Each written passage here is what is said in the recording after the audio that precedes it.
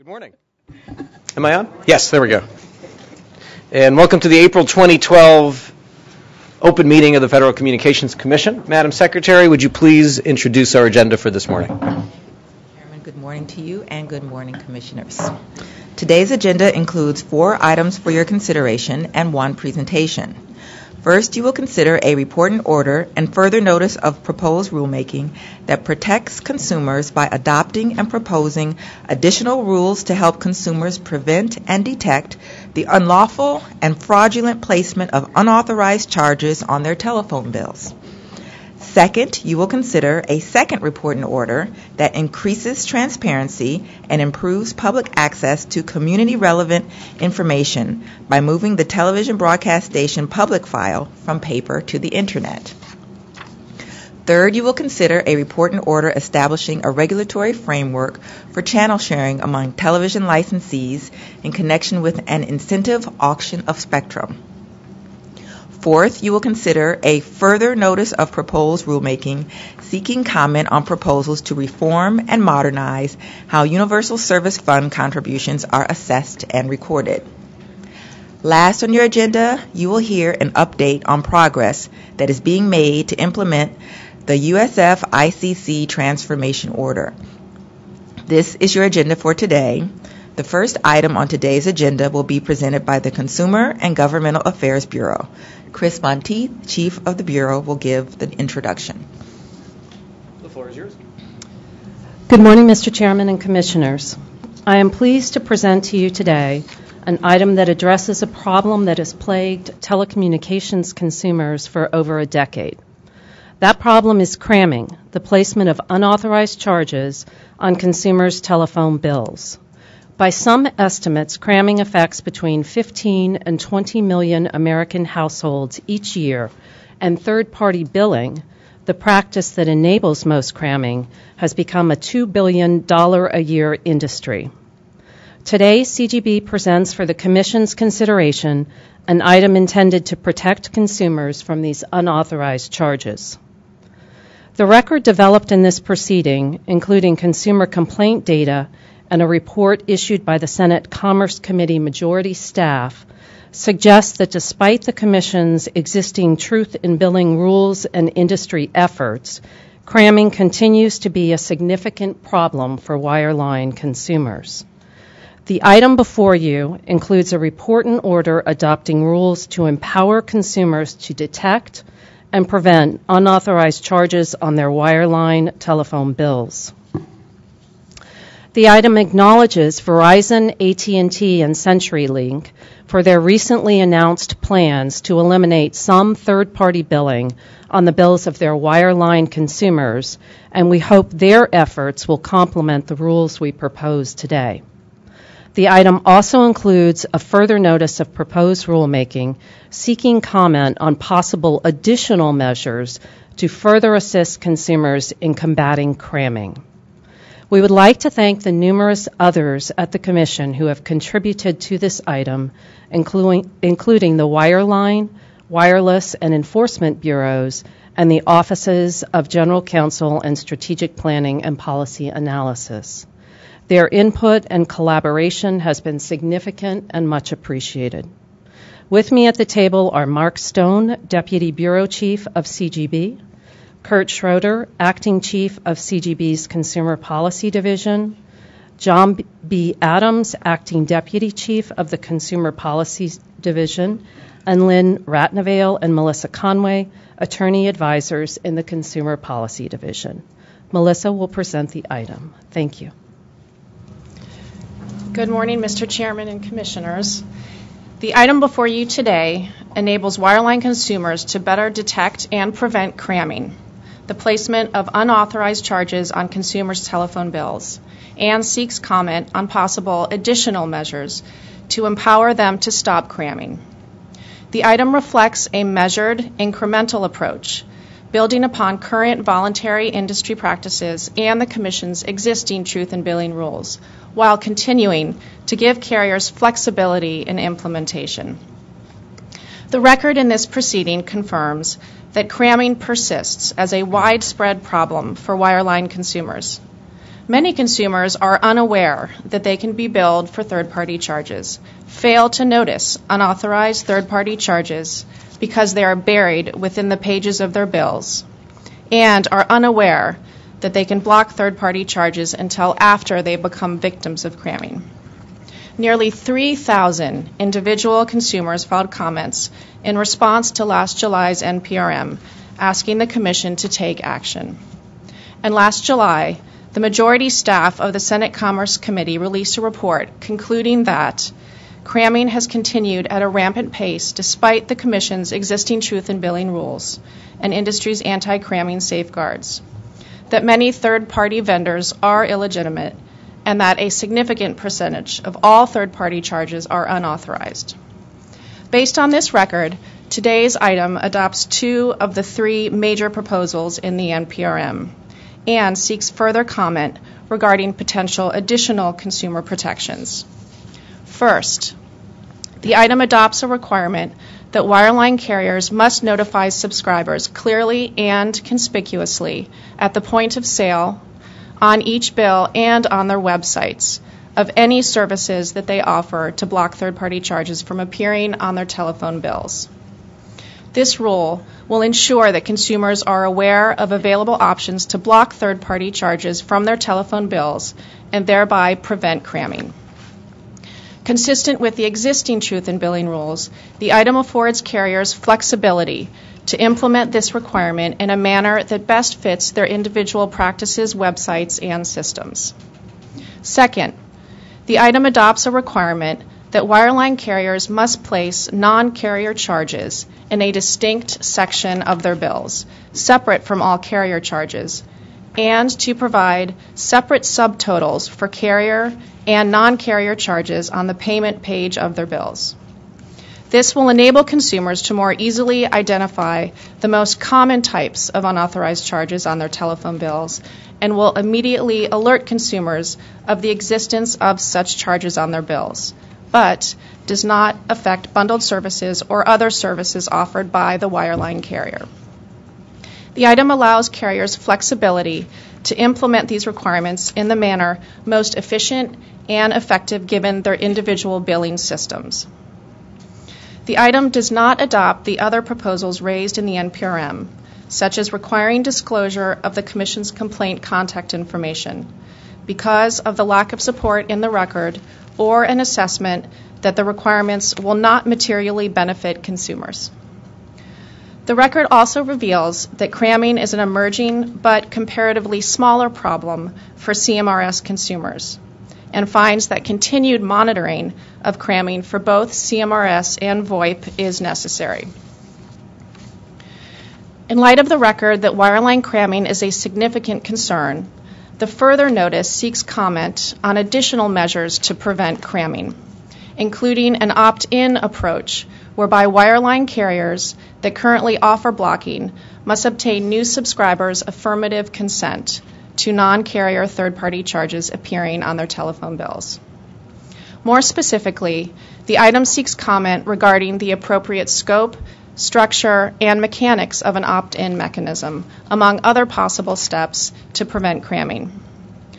The further notice also seeks comment on potential regulatory and non-regulatory solutions to cramming for consumers of other services, including CMRS. We request adoption of this item and request editorial privileges. Thank you. Excellent, and thank you very much. Let's proceed to comments from the bench. Commissioner McDowell. Thank you, Mr. Chairman. Consumers have complained for well over a decade about being surprised to find various unauthorized charges popping up on their telephone bills. This is commonly referred to, of course, as cramming. And dating back to 1999, the FCC began adopting various so-called truth in billing rules to protect consumers from cramming practices. Nevertheless, according to the FCC's records and numerous consumer complaints, it appears that cramming continues to vex consumers. Accordingly, I vote to approve today's report and order and further notice of proposed rulemaking. I was pleased that the report and order takes a narrower approach by focusing merely on disclosure requirements for wireline carriers and wireline carriers only, instead of expanding these requirements to wireless and VoIP providers, which have not experienced as high a consumer complaint rate compared to the wireline industry. The order will make it easier for consumers to detect unauthorized charges on their wireline phone bills. Furthermore, our action will ensure that consumers are alerted of blocking options by wireline carriers that provide such blocking capabilities. This in turn will empower consumers to shield themselves from the practice of unauthorized charges being crammed on their wireline phone bills. Additionally, I note that prior to our action today, some carriers have already agreed to various voluntary efforts, such as implementing consumer education efforts for consumers and launching an opt-in process. Furthermore, some carriers have even announced their intent to end the practice of placing third-party charges for miscellaneous or enhanced services on their phone bills. As for the issues discussed in the further notice, the Commission must keep in mind that new regulations almost always cause collateral and unpredictable economic effects. Therefore, it is my hope that the Commission will keep this law of bureaucratic physics in mind during any continued examination of cramming, because regulatory burdens are ultimately passed on to consumers as additional costs. In that regard, I encourage any stakeholders that are concerned about the cost of potential regulations to provide such burden estimates for the record. Also, if further action is deemed necessary and appropriate, the Commission must be ever vigilant in ensuring that it does not tread beyond its legal authority. I thank the Chairman and the Consumer Bureau for their efforts to find a narrow solution to thwart unauthorized cramming. I would also like to recognize the long hours spent by the majority staff of the Senate Commerce Committee to craft their report on the scope of the cramming problems and the negative effects of cramming on consumers. Thank you very much. Thank you very much. Commissioner Clyburn. Thank you. Cramming for wireline consumers continues to be a problem, so I am pleased that we are moving forward with some very basic consumer protections. The action we take today builds upon the significant work of the Senate Commerce Committee in its investigation on cramming.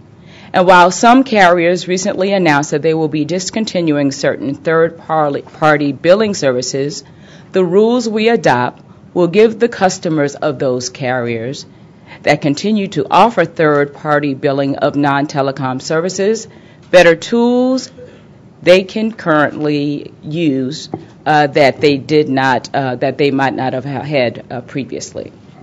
The education of consumers through carrier disclosures will help wireline consumers take advantage of the blocking that's already available from providers.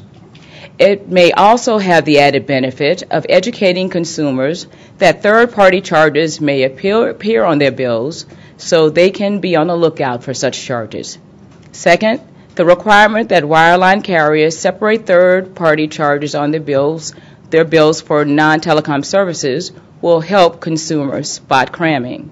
This will allow the industry to be more responsive to consumers who discover unauthorized charges on their bills, so they can be resolved more quickly and consumers can avoid paying for services or goods they did not order. Our action today is just an initial step, and that we will continue to evaluate other measures that could help consumers, such as the requirement that consumers opt in to third-party charges. In addition, we are seeking comment on the rising level of wireless cramming complaints. The number of CMRS complaints almost doubled last year at the FCC, and several states are investigating wireless cramming. As is well known, most Americans are wireless customers, and for those who are low income, cramming can be especially harmful. Thus, it is my hope that commenters will address these issues in the further notice. I thank the Chairman, Commissioner McDowell, for accommodating my request to seek further comment about cramming in the CMRS industry. I also wish to thank the Consumer and Governmental Affairs Bureau and its staff for its diligent work in this proceeding. I look forward to the next steps in ensuring that all consumers are protected from unauthorized third-party charges on their telephone bills. Thank you very much. Thank you. Well, this is another important step in our consumer empowerment agenda as we adopt rules to stop cramming. the placement of unauthorized charges on telephone bills. What's cramming? One victim put it well in a letter to the FCC. Getting crammed is like getting a charge on your credit card bill, she wrote, for a meal you never ate at a restaurant you've never been to. Cramming's a big issue. It causes billions of dollars of financial damage annually for wireline telephone consumers, according to a Senate Commerce Committee staff report. Cramming is widespread, extending from residential telephone lines to government lines to small business lines. In fact, the owner of several Krispy Kreme franchises was hit with $4,000 worth of charges for e-faxes and other services that were never used or authorized. Last year, as a result of investigations led by our Enforcement Bureau, the Commission issued forfeitures totaling over $11.5 million against 4 crammers. As you've heard, the Senate Commerce Committee majority staff has issued a compelling and important report in this area. The record makes clear that while these efforts have helped, more needs to be done. To protect consumers, we need to do 2 things. Help consumers identify these charges when they appear on telephone bills, and prevent them from appearing on their telephone bills in the first place. The rules we adopt today will do both. They'll require wireline carriers to clearly and conspicuously notify consumers that the carriers can block third-party charges, meaning that consumers can stop those charges before they occur. Our new rules will also require carriers to separate non-telecom third-party charges, such as e-faxes, from regular charges to make it easier for consumers to spot cramming when they review their bills. Importantly, this enhanced disclosure applies whether consumers receive their bills by paper or online. This is consistent with our general recognition that in the digital era, our rules should reflect digital realities and opportunities, and as many as 20% of consumers today have signed up for e-billing. I applaud those wireline carriers that are stepping forward and implementing new measures to protect their customers from unauthorized third-party charges. AT&T, CenturyLink, and Verizon have each acknowledged the cramming problem and announced plans to stop placing some third-party charges on their telephone bills later this year. These are important and commendable steps, and I encourage other carriers to step forward and join these leaders. Meanwhile, we will remain focused on consumer protection and empowerment, and uniform rules for all carriers will help ensure that all consumers receive additional protection from unauthorized charges on their wireline telephone bills. The new rules we adopt today aren't the end of our work in this area. The further notice of proposed rulemaking will seek comment on additional steps to tackle this problem. In particular, we ask exactly how such measures might work, how effective they might be at protecting consumers, how they could be implemented, and how costly they would be. For example, we ask whether ensuring that consumers opt in before being billed for different types of third-party charges would offer further protection against cramming, and we ask for both the benefits and the costs of that approach. We also seek comment on wireless cramming as we look into whether that's becoming a consumer issue. There should be no doubt if the record in the further notice demonstrates a problem, we will act. I know the same is true of the Federal Trade Commission and state agencies, which have also taken significant enforcement actions in this area. As I mentioned, the Senate Commerce Committee has done very important work in shining a light on this and other consumer issues. I should also note that this isn't the first time the Commission has addressed cramming. As you've heard from my colleagues, going back more than a decade, the Commission has facilitated voluntary industry efforts, adopted rules, and taken enforcement actions against carriers. As I mentioned last year, the Commission issued significant forfeitures, but where there's economic incentive and a means, the bad guys keep on trying to rip consumers off. We need to be diligent, and our actions today show our diligence in implementing our responsibility under the Communications Act to protect and empower consumers. So I thank my colleagues for their work and input on this. The Bureau, each of you up here has worked very hard on this. It's excellent work, and we appreciate it very much. With that, let's move to a vote. All those in favor, say aye. Aye. All those opposed, say nay. The ayes have it, so ordered, and if you've requested editorial privileges, I can't remember, it's granted. Madam Secretary, please announce our next item. Mr. Chairman and Commissioners, the second item will be presented by the Media Bureau. It is entitled Standardized and Enhanced Disclosure Requirements for Television Broadcast Licensee Public Interest Obligations and Extension of the Filing Requirement for Children's Television Programming Report.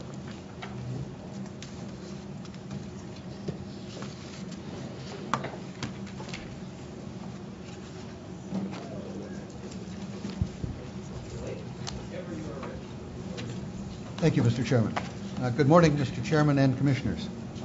Today, the Media Bureau presents an item that will modernize the way television broadcasters inform the public about how they are serving their communities.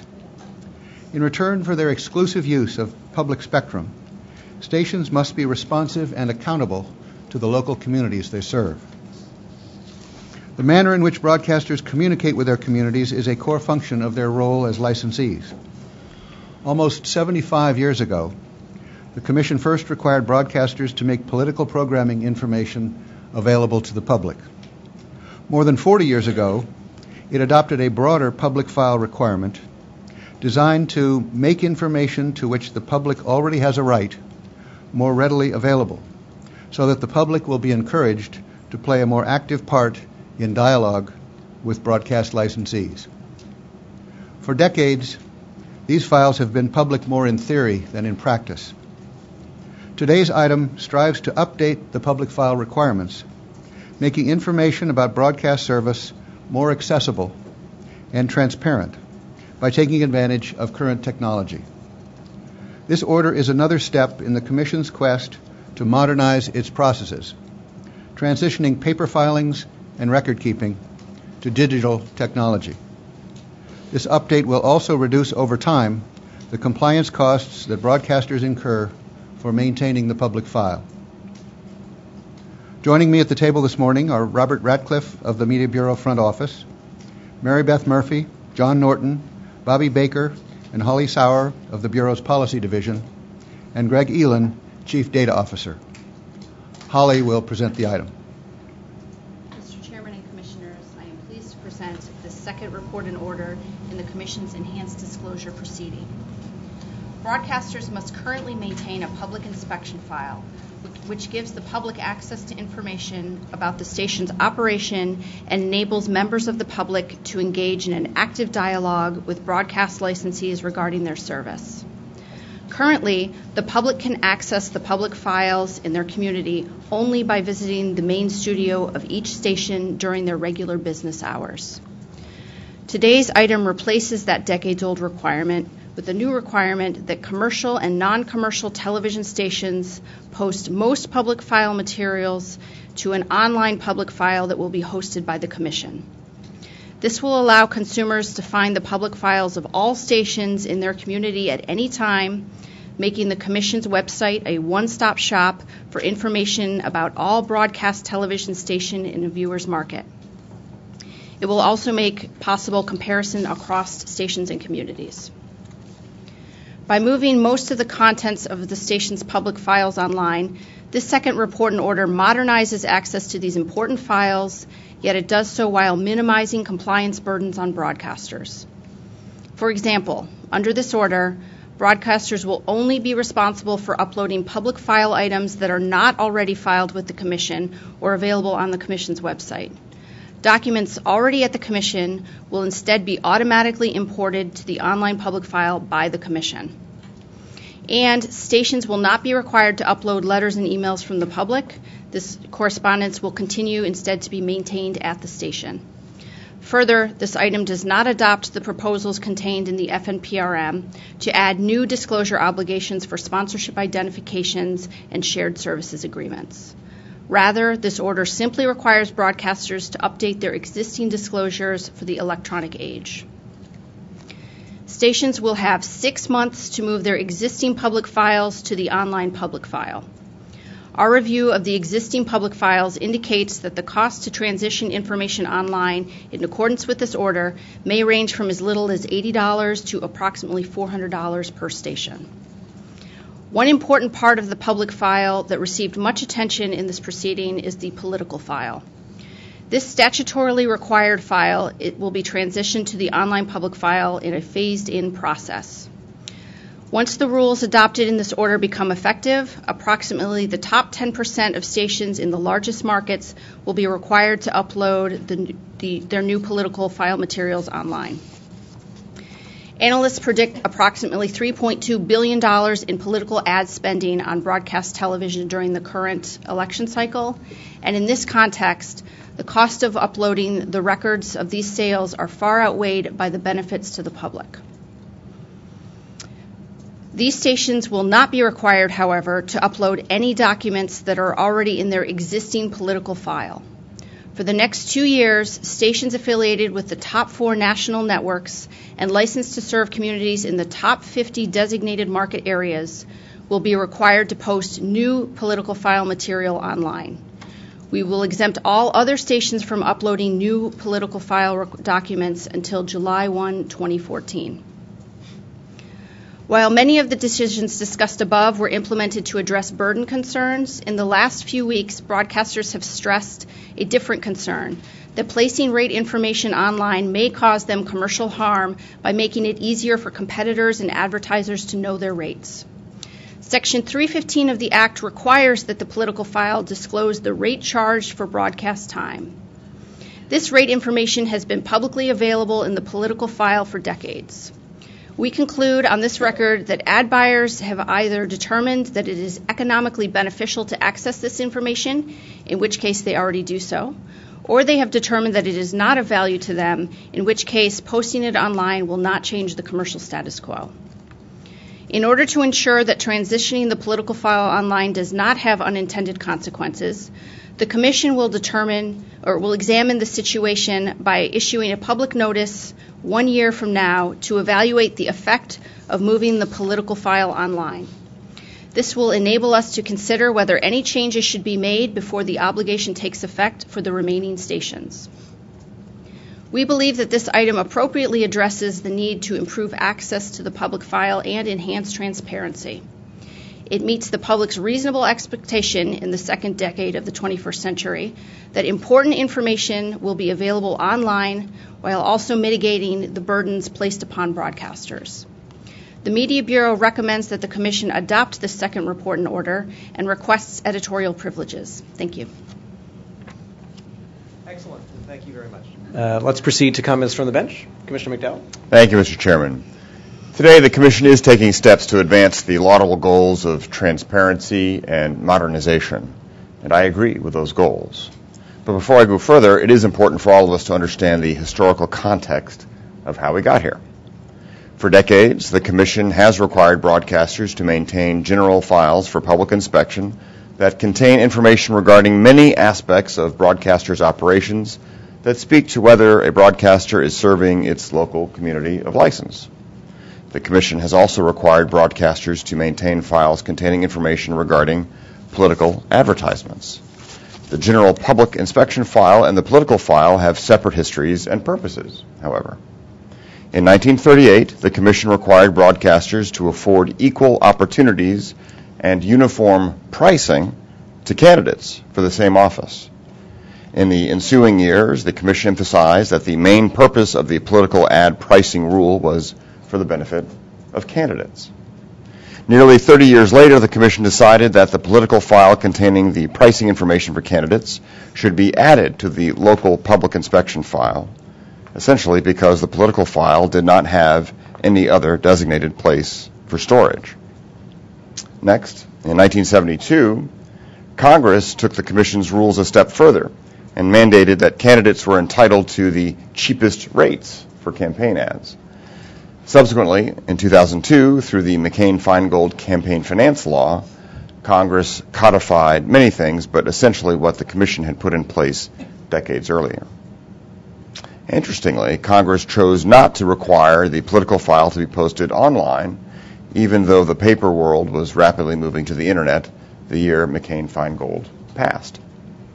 Prior to McCain-Feingold, however, broadcasters asked the FCC to allow them to move their public inspection files online. Broadcasters felt that modernizing the public file disclosure requirement by moving the information online would enhance transparency and save money. At the same time, broadcasters were very concerned about moving the political ad file online for several reasons, but especially because those files contain competitively sensitive information regarding the rates charged for television ads. To make a long story short, in 2007, I and all 4 of my fellow commissioners at that time unanimously voted to move almost all sections of broadcasters' general public inspection files online while explicitly exempting the political file from that transition. All of us recognize the unique history and practical realities of the political file requirement and how those contrasted with the history and intent of the general public inspection file rule. We also recognize the competitive sensitivities and burdens of placing pricing information online. In the end, on a bipartisan basis and without dissent, the Commission re-emphasized that the public inspection file contains material that speaks to whether a broadcaster is serving its local community of license, while the political file exists to serve political candidates. Accordingly, we chose to treat them differently for good reason. So here we are today with this draft rule before us. I cannot join my colleagues in the majority in mandating that TV broadcasters post sensitive pricing information contained in the political file online. This is not common sense. There is no statutory requirement that the Commission place any of this information, either in whole or in part, on the Internet.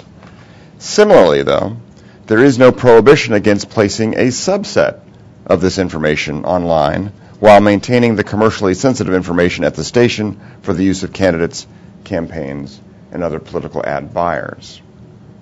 After all, the political file is a tool for examining transparency in campaign spending rather than broadcaster behavior.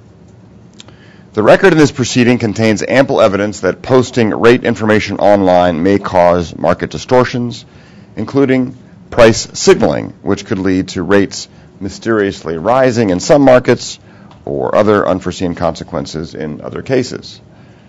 Put another way, imagine for a moment if antitrust authorities learned that broadcasters were sharing pricing information market by market. Undoubtedly, broadcasters would be sued for antitrust violations.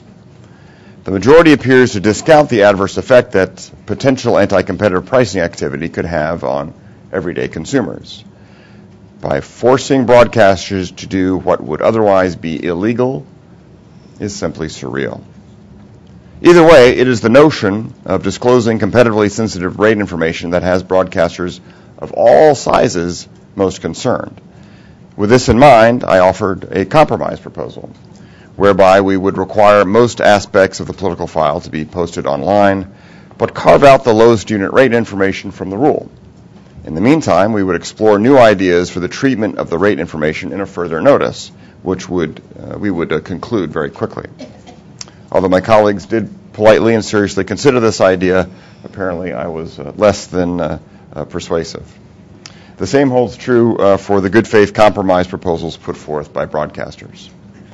Ironically, in an attempt to move away from paper, the majority may run into the requirements of the Paperwork Reduction Act, or the PRA. Our 2007 order on this matter never went into effect. The Office of Management and Budget under both President Bush and Obama indicated that the rules adopted at that time conflicted with the PRA.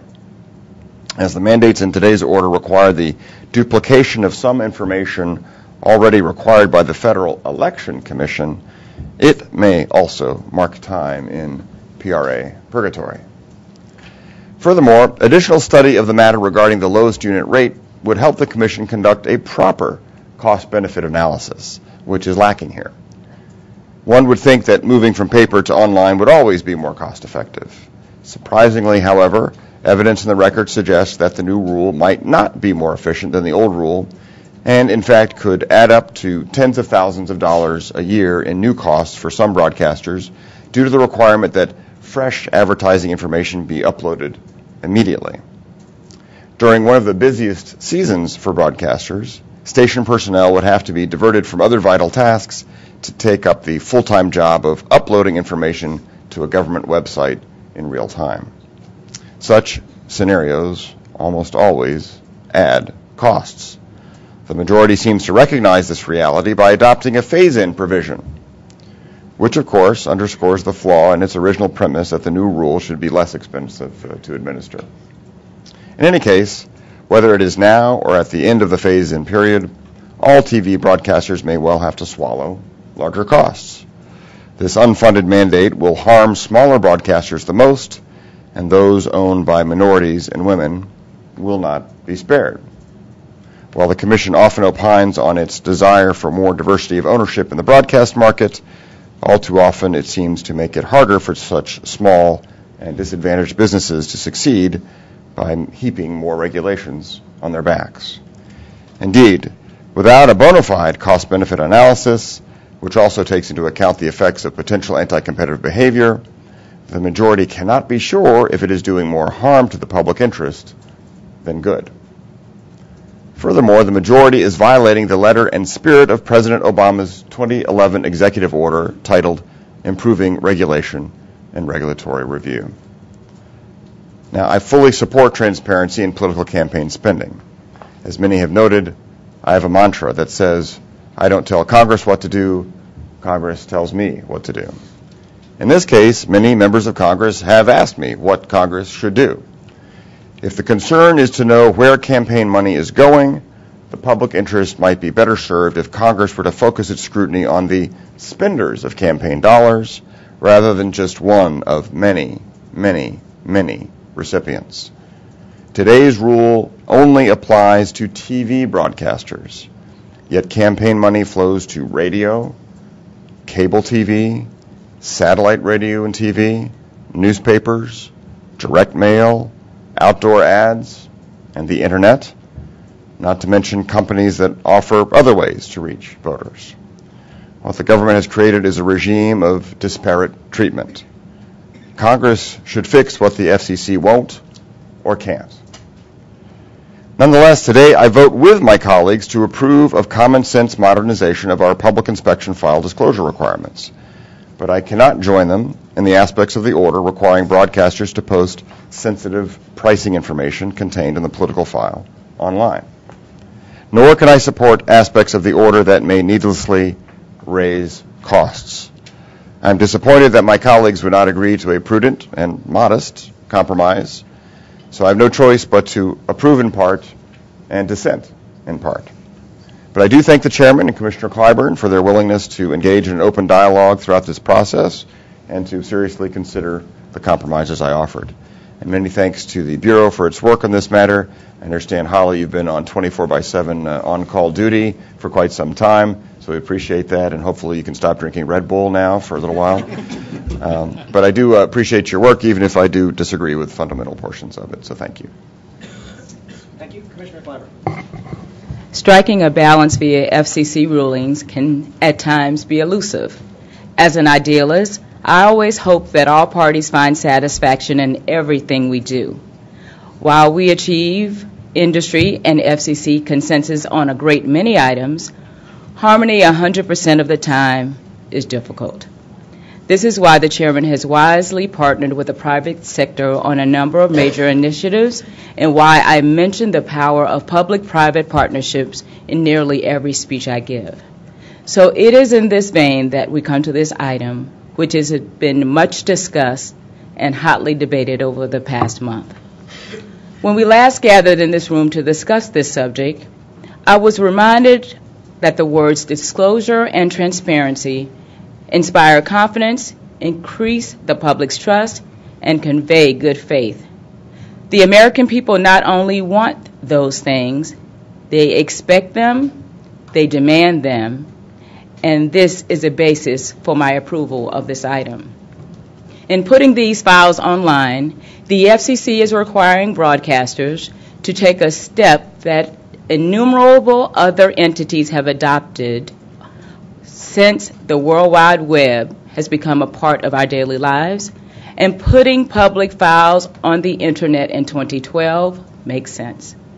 It is the expected means of data viewing, and this action requires no unreasonable amount of production or disclosure.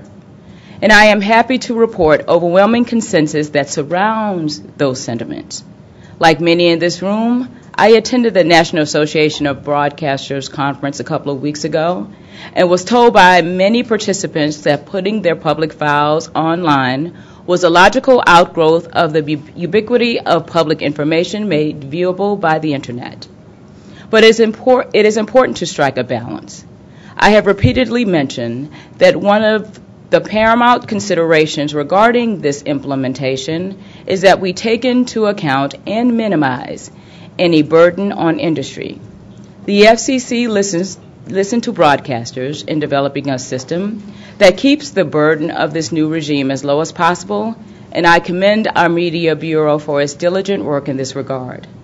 The Commission has devised a scan and upload system that is as user-friendly as possible and should require minimal effort to execute. While it will involve more labor, I firmly believe that any inconvenience will be offset by the public benefits.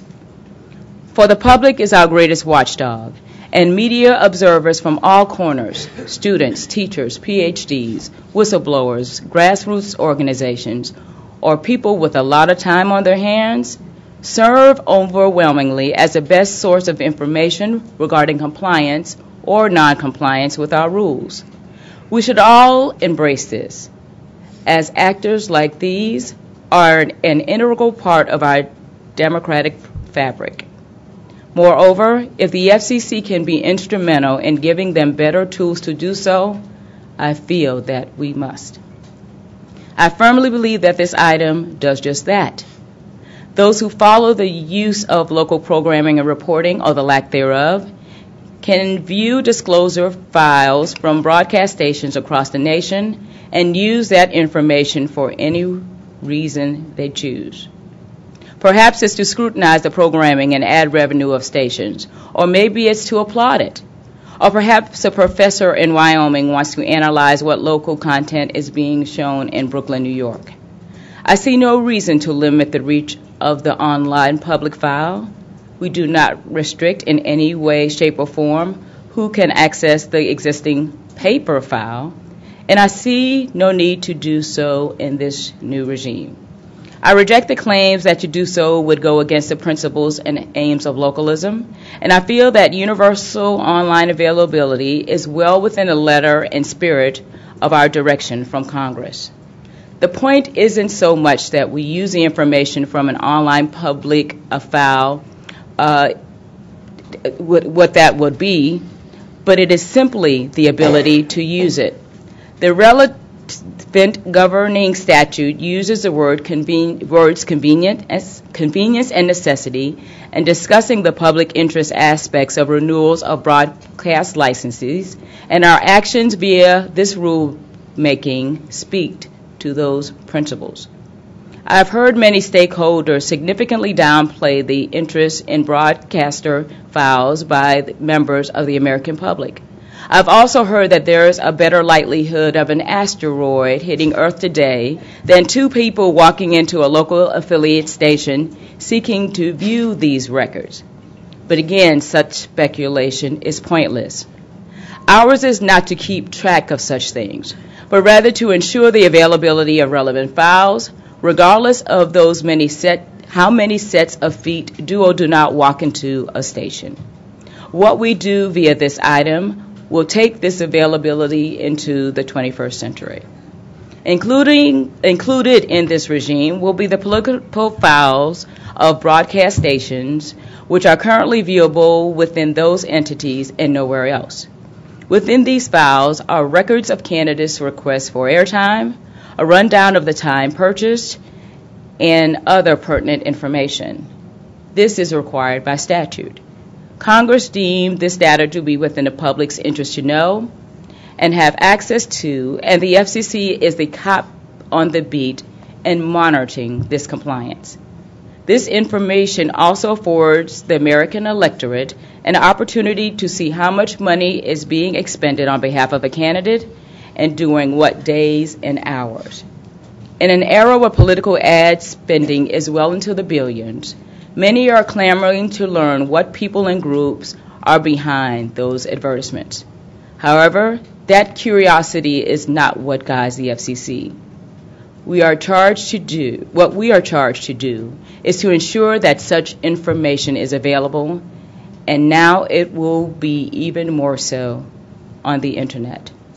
But concerns arose regarding the widespread dissemination of the itemization of political ad spending and how the containment of it within broadcast stations is where it should remain.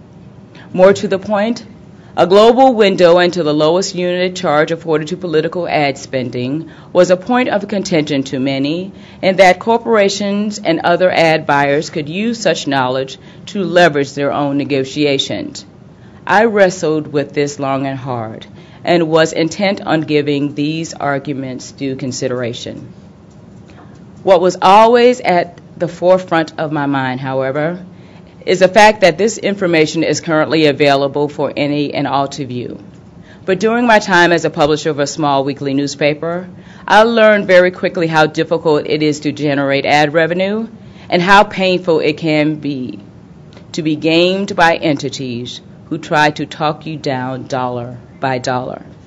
These concerns swarm around in my head as I considered arguments of those against putting detailed information on a platform that the world can view, and I made my thoughts known to my colleagues.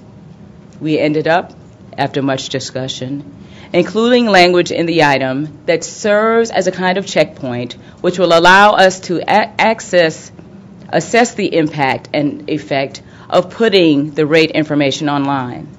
Our rulemaking mandates that over the next 2 years, only stations affiliated with the top 4 national networks and that are licensed to serve communities in the top 50 designated market areas would be required to post new political file documents in our online database. However, 1 year into that timeline and 1 year before all other stations, large and small, must follow suit, we will issue a public notice that will seek comment on what, if any, unforeseen burdens or harmful effects have arisen and whether changes need to be made. I feel this ability to revisit our actions today and consider whether to alter them if necessary is a sensible, prudent, and measured way to proceed. And while it might not be an ideal fix for all of the critics on our path forward, I think it is a worthwhile middle ground approach.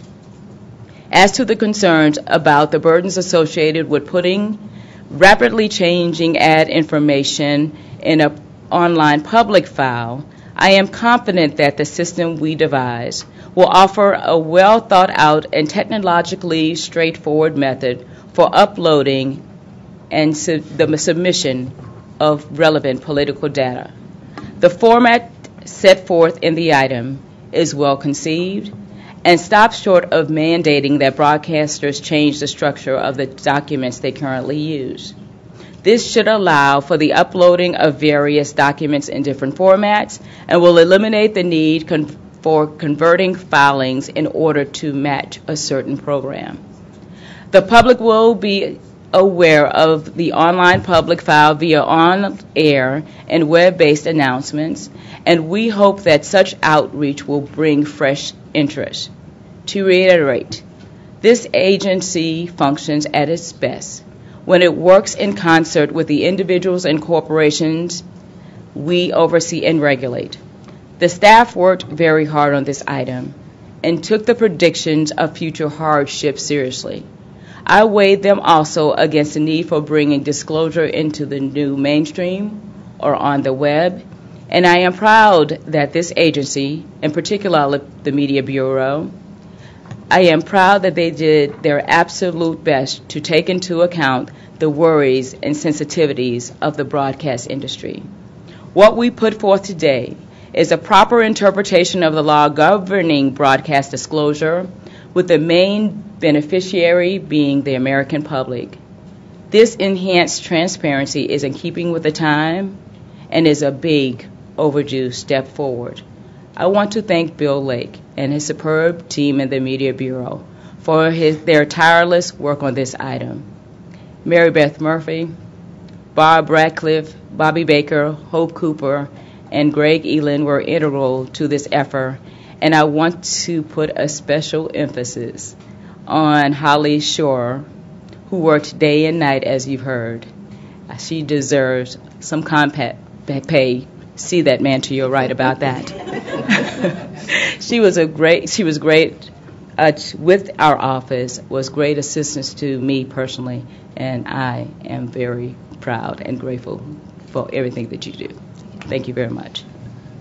Thank you very much. I'd like to start where Commissioner Clyburn ended. The work of the staff in this proceeding has been just phenomenal. Holly, in particular, your commitment and hard work is very much appreciated, looking at the law, the economics, and weighing and working through all of the goals and arguments that were made. Bill, everyone here, just excellent work. Austin, the General Counsel's office, was an important part of this as well. Greg, on the data side, thank you all very much. Excellent work. And I do want to thank my colleagues as well. As you've heard, we did have a very healthy dialogue internally about this. I appreciate all the input and the care that each of the commissioners put into it. It turns out that when we all talk about voting unanimously, and 95% of what we do, it's not quite 100%, and we do have to keep the statistics in mind.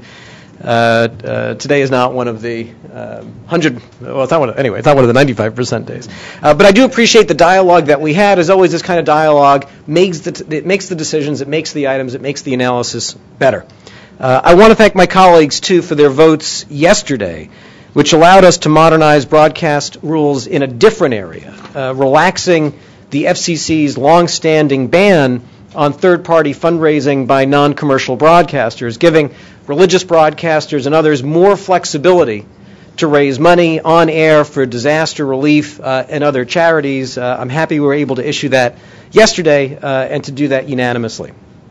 Now, on this item, let me provide some context. For the past 3 years, the FCC has been working to harness the power of digital technologies to make public information more accessible to the public. As part of this effort to promote transparency, we've been transitioning filings and record keeping from paper to online. Everything from common carrier tariffs to broadcaster renewal and station modification applications. We stream online all of our commission meetings. This one is being streamed right now. Our hearings, our workshops. We've developed innovative and informative digital tools like the Interactive National Broadband Map and Spectrum Dashboard. None of this is news, but it's important context for the decision we make today. Now, consistent with this effort, the Commission's Information Needs of Communities report recommended last year moving television broadcaster public files from physical filing cabinets to virtual Internet access. These files contain information, as you've heard, for example, about children's programming, about equal employment opportunities, and political advertising. Public disclosure of this information is required by law and part of the public's basic contract with broadcasters in exchange for use of the spectrum and other benefits. The Inc. report was authored by Steve Waldman, a highly respected former journalist and internet entrepreneur, and it was widely praised for its thoughtfulness and fair-minded proposals for our changing world. The order on which we're voting today implements the Inc. report recommendations so that the public file will be accessible not just to people who can trek to broadcaster studios, but to anyone with Internet access. In filing supporting comments, the deans of our nation's leading journalism schools describe this as, quote, representing in a specific instance the overall spirit of the current FCC, which has not chosen to try to reinstitute strict regulation of broadcasting content, but instead has strongly promoted the use of the Internet to give citizens access to information, unquote. Editorial writers have called this proposal that we vote on today, quote, an excellent idea. I call it common sense. It fulfills the core intent of the public file rules, to provide the public access to information in the public file. It not only enhances transparency and informs the public, it also drives efficiency and cost savings, since our order would allow broadcasters to shift completely from paper to digital. But despite broad support for this proposal, it has been met with an evolving series of critiques from opponents of this online disclosure. First, we were told that the public file is already readily available, no need to change a thing. But when FCC staff went, for example, to Baltimore to experience what the public experiences in accessing this public information, they found that it took 61 hours to retrieve information from the public files at 8 stations, and they were quoted copying costs of close to $1,700. The next argument was that moving public file information online would be technically infeasible. That's a hard argument to sustain when businesses are routinely digitizing their papers and systems, and indeed, in other contexts, urging the FCC to move to electronic filings. Another objection was burden and cost. But the record reveals the unsurprising fact that businesses, including broadcasters, are moving from paper to digital every day. And our staff's cost-benefit analysis demonstrates that the claimed costs and burdens were dramatically overstated. Indeed, while there will be very modest transition costs, and I'll come back to that, once the transition is complete, it will save money for broadcasters. Meanwhile, the broad public benefits of disclosure are substantial. Once it became clear that the proposed reforms would make public information much more accessible, that it can be done easily and in a way that ultimately saves money, opponents of the proposal focused on the political file. They asked that the Commission exclude the political file from the general obligation of online disclosure. Now, the argument does acknowledge an important point. The question here is not why require disclosure of the political file online, but rather it's why adopt a special exception from online disclosure for the political file. For that proposition, opponents have offered a few arguments. First, that information about political spending should be handled exclusively by the Federal Election Commission. But this is contrary to the plain language of the law. In the Bipartisan Campaign Reform Act of 2002, Congress explicitly amended the Communications Act to require broadcasters to make, quote, the political record available for public inspection. And the Act states that the Commission, the Federal Communications Commission, shall prescribe appropriate rules and regulations to implement the political record provision. This was largely a codification of the rules that the FCC already had in place. Bill Lake reviewed the very long history of the FCC's work in this area. The FCC's role here is clear, essential, and longstanding. That brings us to the latest objection that online disclosure would cause commercial harm. Opponents have argued that the rates broadcasters charge for political advertising are commercially sensitive and should, in effect, be censored from the public file as it appears online. But, 1, Congress explicitly requires broadcasters to disclose this information to the public. 2, broadcasters already do. And 3, competitors and customers already have access to this information and are already receiving it and reviewing it where they have an economic incentive to do so. Now, the argumentation in this proceeding is maybe not a surprise. After the Bipartisan Campaign Reform Act became law in 2002, codifying the political file requirements for broadcasters, the National Association of Broadcasters and others sued to invalidate the political file provisions. They fought it to the Supreme Court, and they lost.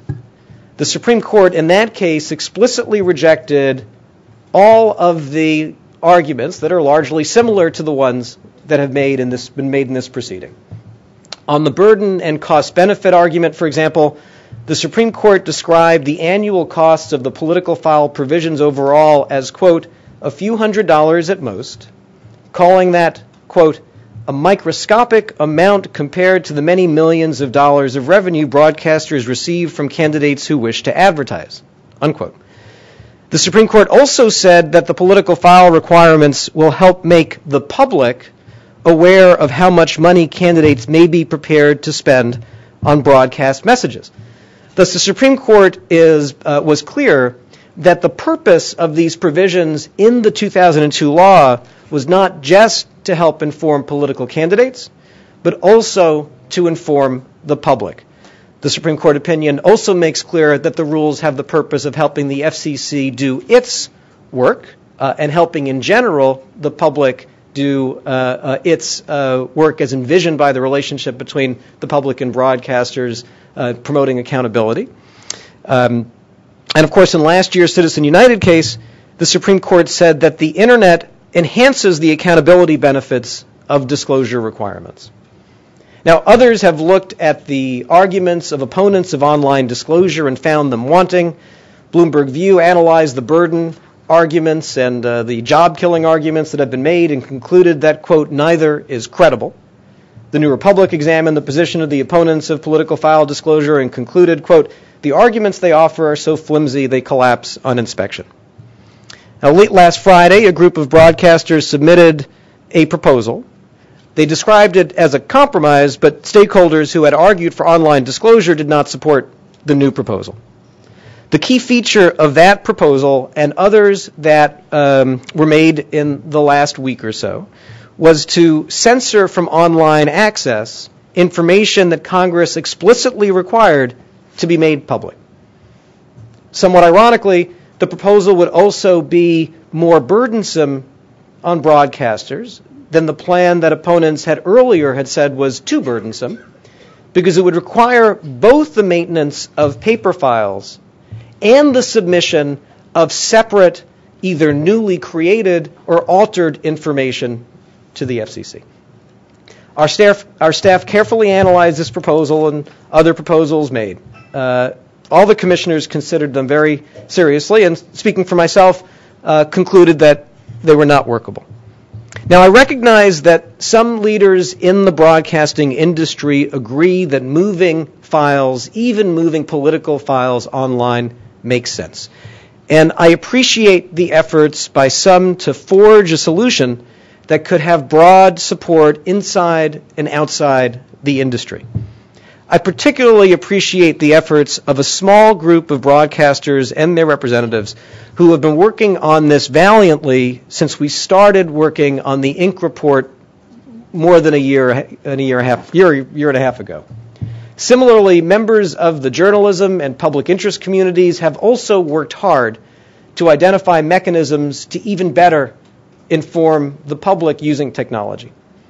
As technologies advance and markets evolve, I look forward to engaging with all stakeholders on ways to harness technology to ensure that the goals of the public file provisions of the Communications Act and our rules are met effectively and efficiently in the 21st century. Today we have before us a straightforward issue.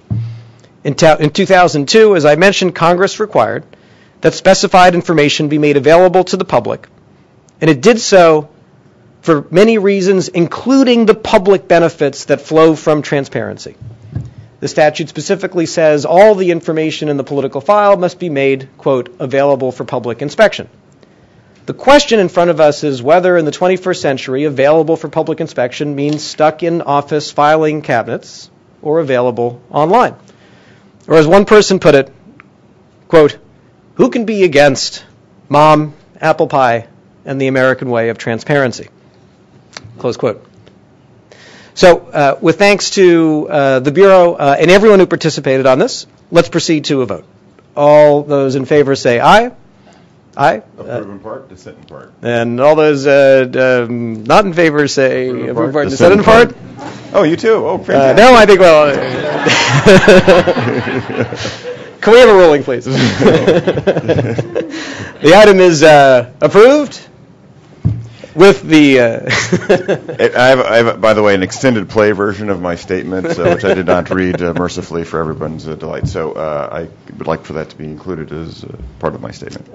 So ordered. Again, the item is approved. Thank you to all for your excellent work. Editorial privileges are granted. This request is granted as well. And now, Madam Secretary, let's move to the next item. The on your agenda will be presented jointly by the Media Bureau and the Office of Engineering and Technology. It is entitled Innovation in the Broadcast Television Bands, Allocations, Channel Sharing, and Improvements to VHF.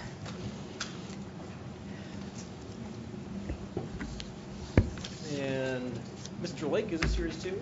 Yes. Been very busy lately. Good morning again, Mr. Chairman and Commissioners. In the recently enacted spectrum legislation, Congress mandated that the Commission conduct an incentive auction to recover through voluntary contributions by TV broadcasters a portion of their spectrum, and to make that spectrum available for new flexible uses, including expanded wireless broadband service. This action is the first of a number being taken to further address the nation's growing demand for wireless broadband services, promote ongoing innovation and investment in mobile communications, and ensure that the United States keeps pace with the global wireless revolution. The incentive auction will be an integral part of the Commission's wireless broadband expansion efforts. Today, the Media Bureau and the Office of Engineering and Technology present an item that takes a preliminary step toward adopting rules and policies for the incentive auction. Specifically, this item sets out a framework by which two or more television licensees may voluntarily propose to relinquish spectrum and share a single 6 megahertz channel in connection with the incentive auction. Joining me at the table this morning are Rebecca Hansen of the Media Bureau Front Office, Barbara Kreisman and Sean Mayer of the Bureau's Video Division, and Julius Knapp and Alan Stillwell of the Office of Engineering and Technology. Sean will present the item.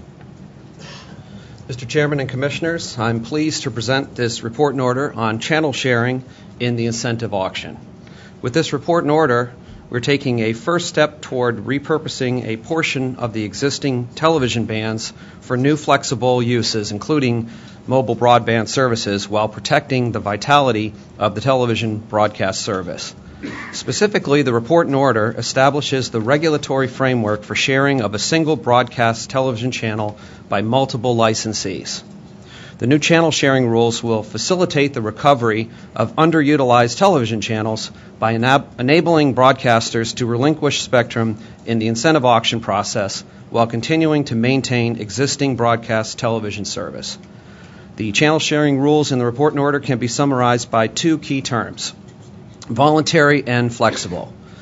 The report and order makes clear that channel sharing in conjunction with the incentive auction process will be voluntary. Broadcasters will decide whether to enter into a channel sharing arrangement, will decide their channel sharing partners, and will be given flexibility with respect to determining some of the key parameters under which they will combine their multiple television stations onto a single 6 megahertz channel. Furthermore, stations entering into channel sharing arrangements will have the flexibility to tailor their agreements to meet their individual programming needs and business models.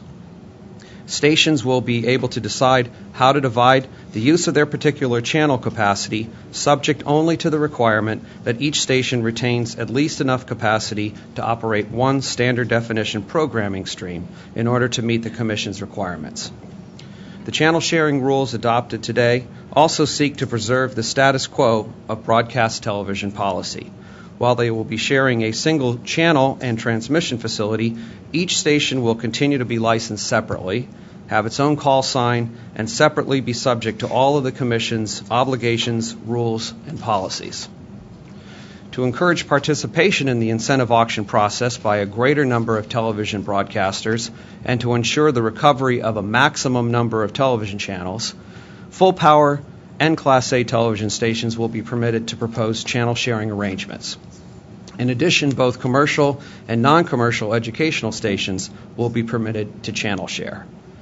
Finally, as mandated in the spectrum legislation, the channel sharing rules will neither increase nor decrease the cable and satellite carriage rights currently afforded broadcast licensees.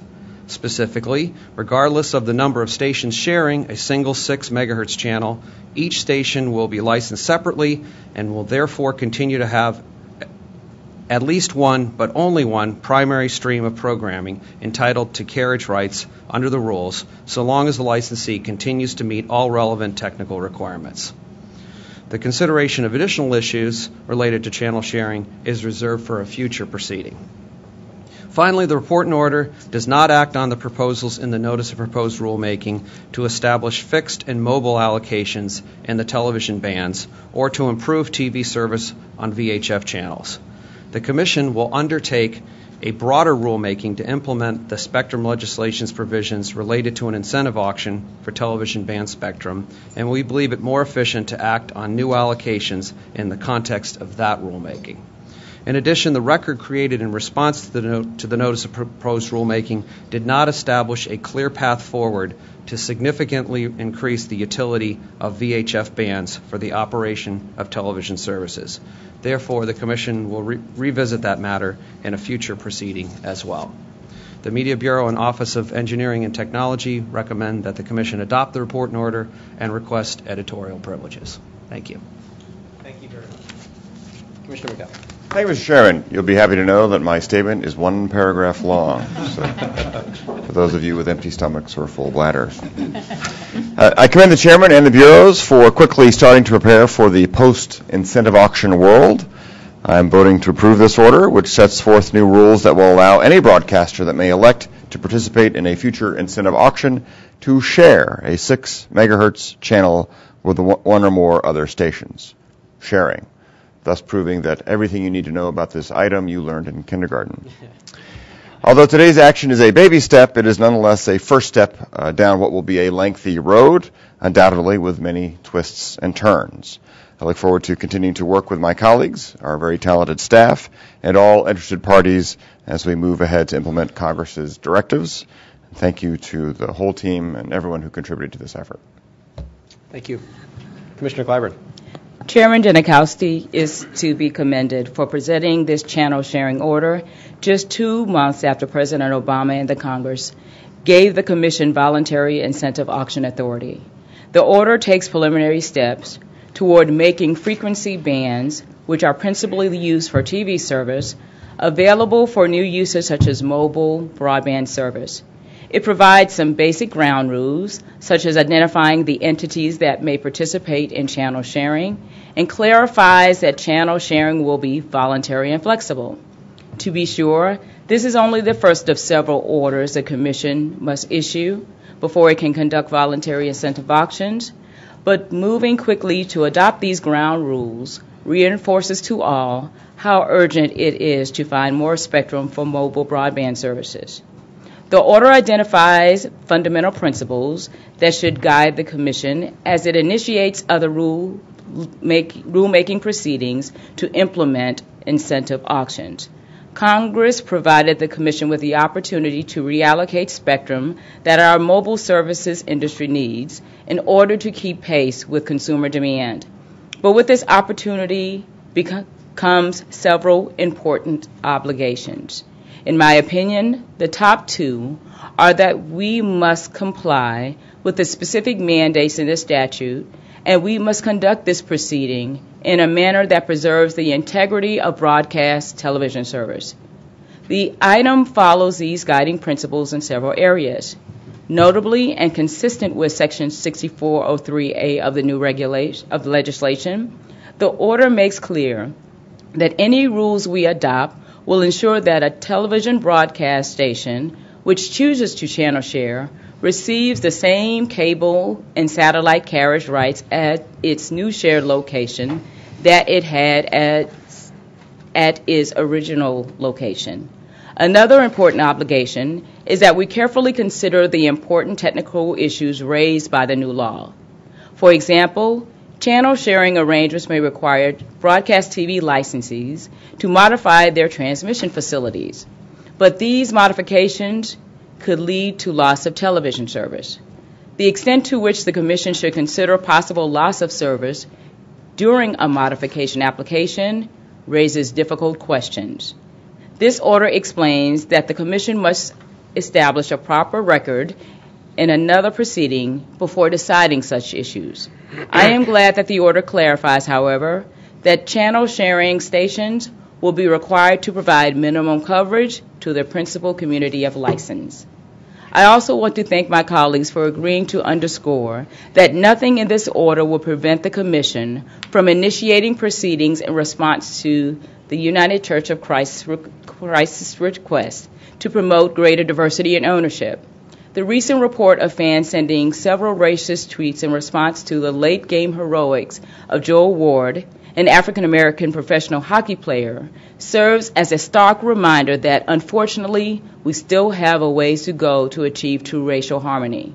Diversity of ownership and diversity of programming in the broadcast media are tools that can be used to promote racial harmony in communities where these tensions still exist. I thank Ruth Milkman, Bill Lake, and Julie Knapp, and the expert staffs of the Media Bureau and OET for their hard work on this item. Well, thank you very much. This is our first action at the Commission level to begin to implement the historic incentive auction law that was passed by Congress and signed by the President not very long ago. Incentive auctions have enormous opportunities. They're also unprecedented and complex. As we work through the implementation, our focus will be on the unique opportunity to unleash vitally needed additional spectrum for mobile broadband, helping promote U.S. leadership in mobile, driving tremendous value creation for American consumers, and resulting in a healthy broadcasting industry. Now, the new legislation authorizes the Commission to offer broadcasters the opportunity to share in auction proceeds, an unprecedented opportunity for capital infusions for broadcasters. And one key mechanism for such capital infusions is channel sharing, which in conjunction with the auction process would provide funds to compensate broadcasters for contributing a portion of their spectrum capacity while preserving the must-carry rights of stations sharing channels. We recognize that broadcasters need good information to inform their decisions, and today's first incentive auction report and order is an important step in that process. We'll continue to work to ensure that broadcasters have the information they need with a channel sharing workshop on May 22nd. Many steps to follow as we seek to implement the new law and maximize its opportunities. Thank you to my colleagues. I look forward to ongoing collaborative efforts as we seek to implement the new law. Thank you to Bill, Julie, Barbara, everyone who's here, who's worked on this. Ruth Milkman, who's not at the table, but who's been working very hard heading up our incentive auction task force. I appreciate it very much. And let's move to a vote. All those in favor say aye. Aye. All those opposed say nay. The ayes have it. So ordered, and the request for editorial privileges is granted. Thank you.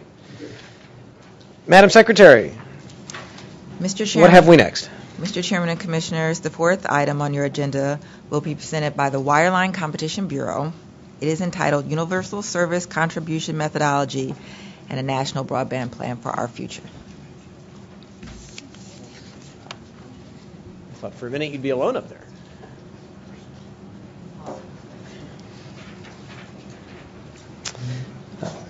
Whenever, take your time, but whenever you're ready.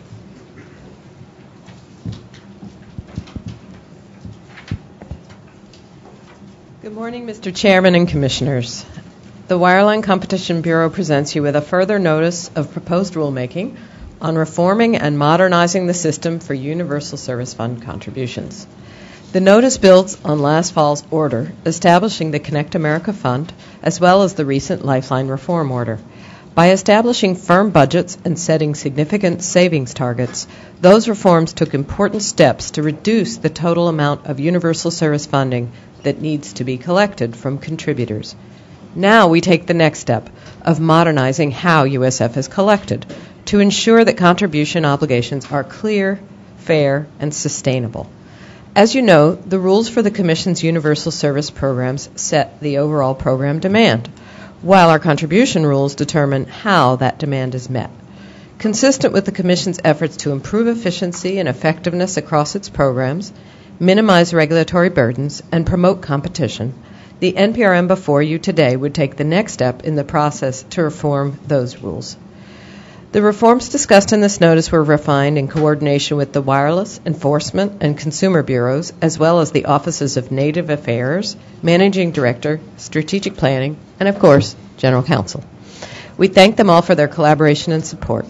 Within the Wireline Bureau, in addition to those at the table with me, I'd like to thank the team that contributed their diverse talents to this notice: Ernesto Beckford, Carol Pomponio, Claudia Fox, Erica Myers, Sumitra Das, Roger Woke, Susan Lee, and Rebecca Goodhart.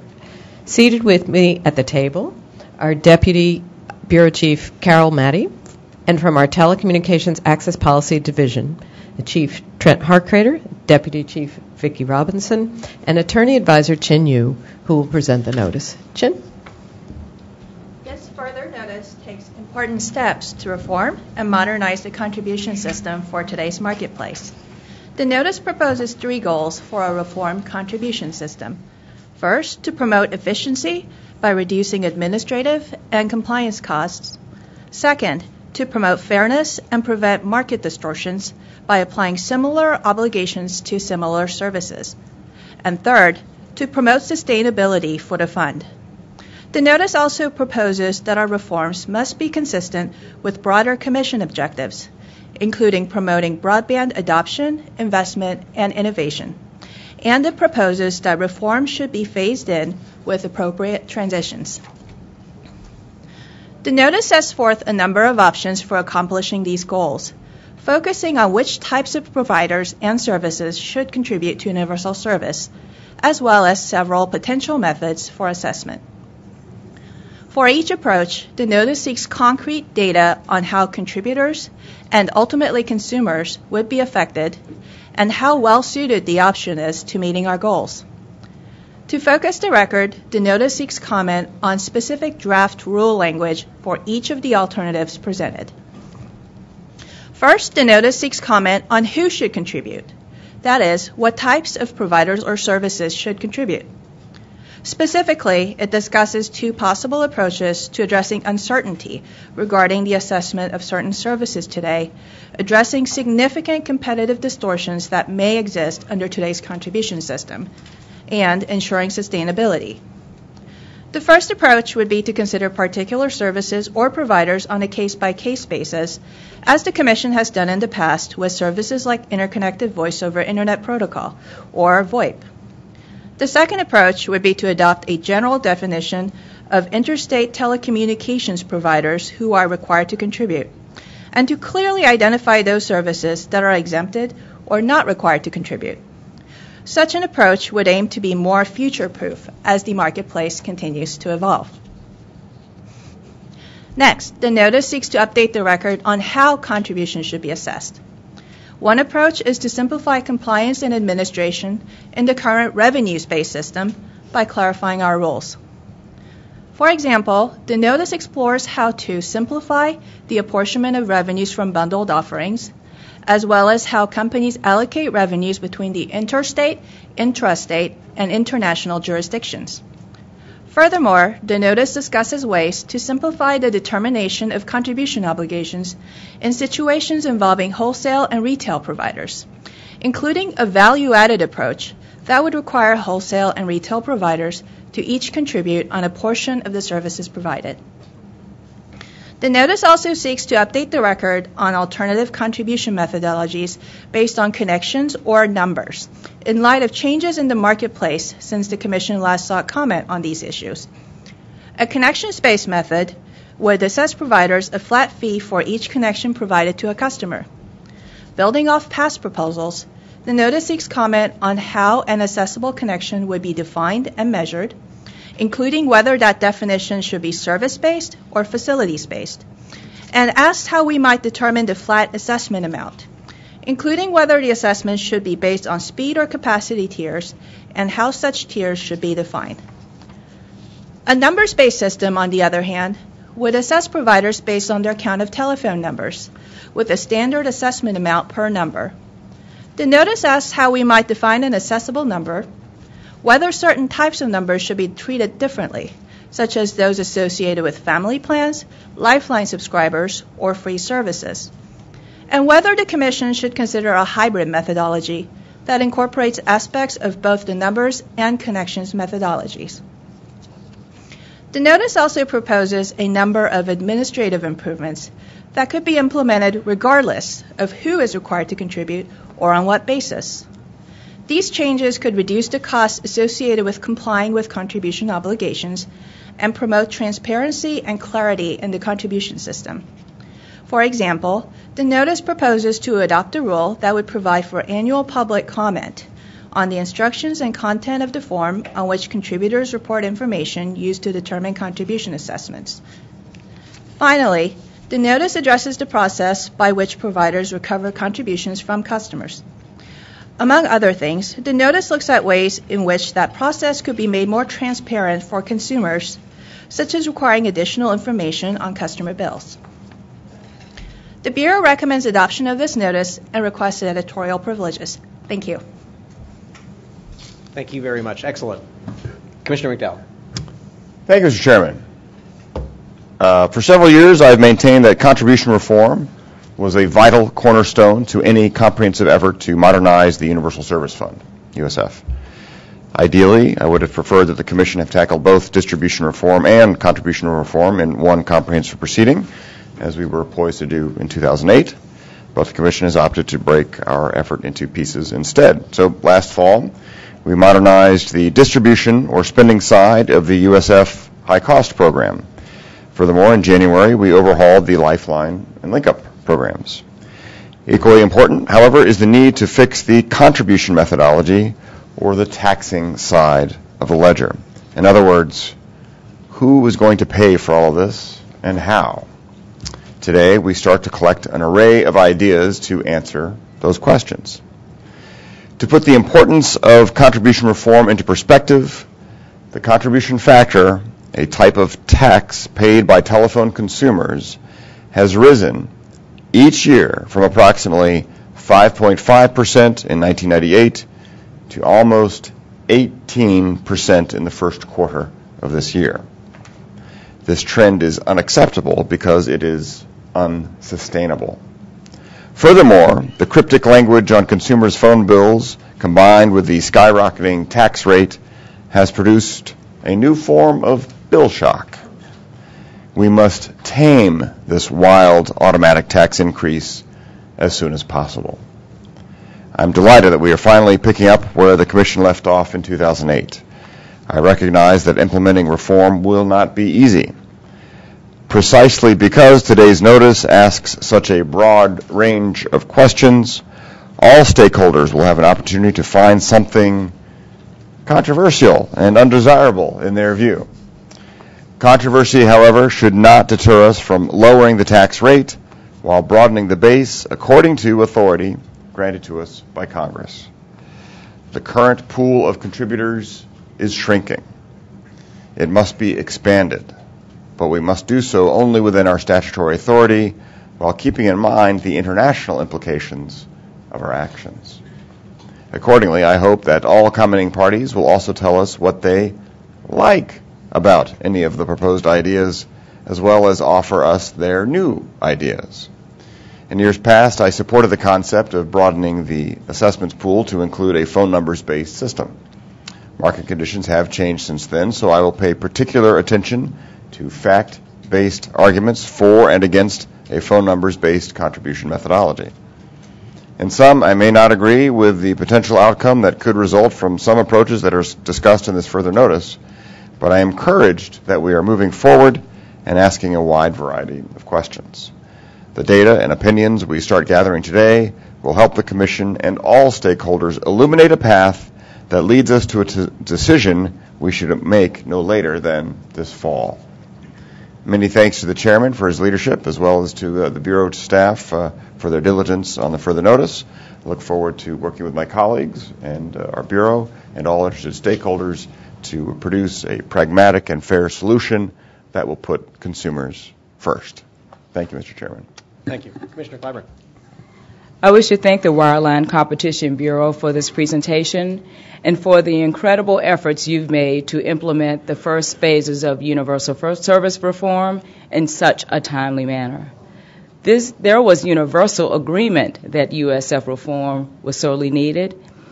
And as we review petitions for consideration and the implementation issues raised by the industry, we should never forget the goals laid out in our unanimous USF ICC transformation order. In short, to advance universal availability of voice and broadband services while promoting a system that focuses on the needs of consumers. It is critical that we use this fund in the most efficient and effective manner. We owe that to the American people, as this is their money. While adjustments to the reform effort may be necessary to avoid undue harm, those modifications must be consistent with and should not undercut our overall goals for reform. Thank you, Mr. Chairman and Commissioner McDowell, and your staffs for all of your hard work. We knew this would not be easy, and it has not been. But your dedication, along with our hardworking FCC staff, is making significant headway in better serving the American people and ensuring that all Americans stay and have the ability to be connected. Thank you very much. Thank you, Commissioner Clyburn. Over the past several months, a unanimous commission has taken on two major reforms of universal service programs. Last November, we adopted a once-in-a-generation overhaul of universal service support for rural areas. We did this to address a major gap. Today, nearly 18 million Americans live in areas without broadband infrastructure. They couldn't get broadband under any circumstances. Our creation of an efficient, accountable Connect America Fund will accelerate wired and wireless broadband build-out to these unserved rural homes, connecting these Americans to the massive benefits of high-speed internet. Just yesterday, we announced the initial distributions of hundreds of millions of dollars under the Connect America Fund. I think we'll be hearing more about that in a few minutes. We also, over the last few months, modernized the Lifeline program for the 21st century, another important pillar of universal service. In that case, eliminating waste and misuse of public funds, imposing fiscal discipline and accountability, while enabling Lifeline to continue playing its vital role in ensuring that the neediest among us are connected to our communications networks. At the same time, we also eliminated duplicative and unnecessary funding, ended arbitrage schemes, closed loopholes, and instituted competitive bidding. These reforms together will keep billions of dollars in consumers' pockets in the coming year. Universal service reform is part of a broader agency effort to modernize outdated programs, eliminate unnecessary rules, and improve efficiency and effectiveness. And today, we take the next step in our universal service overhaul, contributions reform. For years, there have been bipartisan calls to fix this outdated system. I'm pleased that today we're formally seeking solutions that will improve the efficiency, fairness, and sustainability of the system. In our USF reform order, creating the Connect America Fund, and our Lifeline reform order, we took major strides to address the total amount Americans contribute to universal service and how universal service support should be allocated. With today's item, we propose bringing the same smart government and regulatory reform principles to the system for how contributions are assessed and collected. The contribution system we have in place is still largely the same as the one the FCC adopted 15 years ago. Not surprisingly, the system is showing its age and suffers from a number of problems. The current contribution system imposes significant compliance costs and creates inconsistencies. Responding to a contribution audit can cost upwards of $500,000, and some contributors can find themselves on the hook for tens of millions of dollars in unpaid contributions. The current system creates market distortions. Outdated rules and loopholes mean that services must compete directly against each other, facing different treatment. For example, providers of business communication services that are required to contribute may find themselves bidding against providers of very similar services that are not contributing. And due to massive changes in the marketplace, the system has recently begun to suffer from declines in the revenue of services required to contribute. The contribution base has declined by roughly 10% since 2008. Today we propose three goals for contribution reform: efficiency, fairness, and sustainability. And we underscore that any reforms to the contribution system must safeguard core commission objectives, including the promotion of broadband innovation, investment, and adoption. Reforms must also account for business realities, including reasonable transition periods for any changes. I look forward to working with my fellow colleagues on the Commission and with all stakeholders in pursuit of these goals. This is a hard task, and those seeking contribution reform should be concrete and specific with their suggestions on how to do so.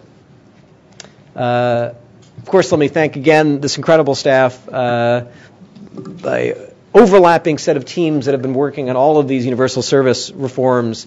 You've done an excellent job. We've accomplished so much in the last year on this, and of course we are now simultaneously implementing the reforms, the very major reforms that we've adopted, as we continue to seek to move forward with additional reforms. So thank you very much.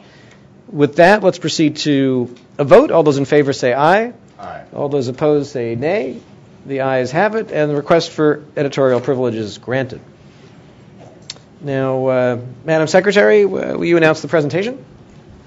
Mr. Chairman, Commissioners, finally on the agenda today, you will hear an update on progress that is being made to implement the USF ICC Transformation Order.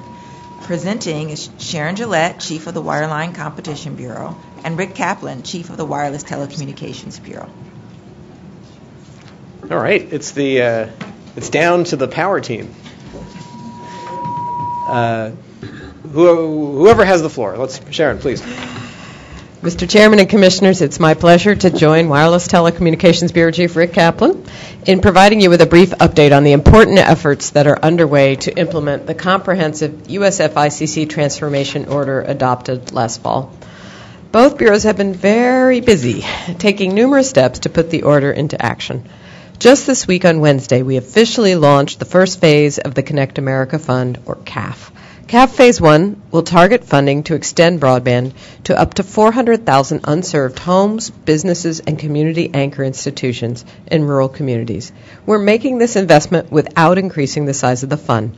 $300 million in new funding comes from savings produced by other reforms. Eligible carriers now have 90 days to accept the funding, which comes with explicit build-out requirements to ensure accountability. While carriers are not required to participate in CAF Phase 1, hundreds of thousands of Americans will gain access to broadband even if carriers accept only a portion of the money. Along with the CAF Phase 1 announcement on Wednesday, the Commission also adopted a second order on reconsideration, which addressed several CAF Phase 1 issues, as well as an important intercarrier compensation issue concerning the transition path for certain access charges. This week, the Wireline Bureau also released an order implementing the Commission's directive in the USF ICC Transformation Order to establish reasonable benchmarks to limit capital and operating costs supported through the existing High Cost Loop Support Program, or HCLS. Based on impartial peer reviews of the original proposal contained in the further notice, hundreds of pages of comments, and dozens of meetings with rural carriers, the final benchmark methodology was greatly improved. As implemented, the reforms will make the HCLS mechanism more fair and effective, increasing support for broadband for over 2 million rural lines across the country. The net effect of the benchmarks is to free up funding for hundreds of small rural carriers. Approximately 500 carriers will get more funding for broadband.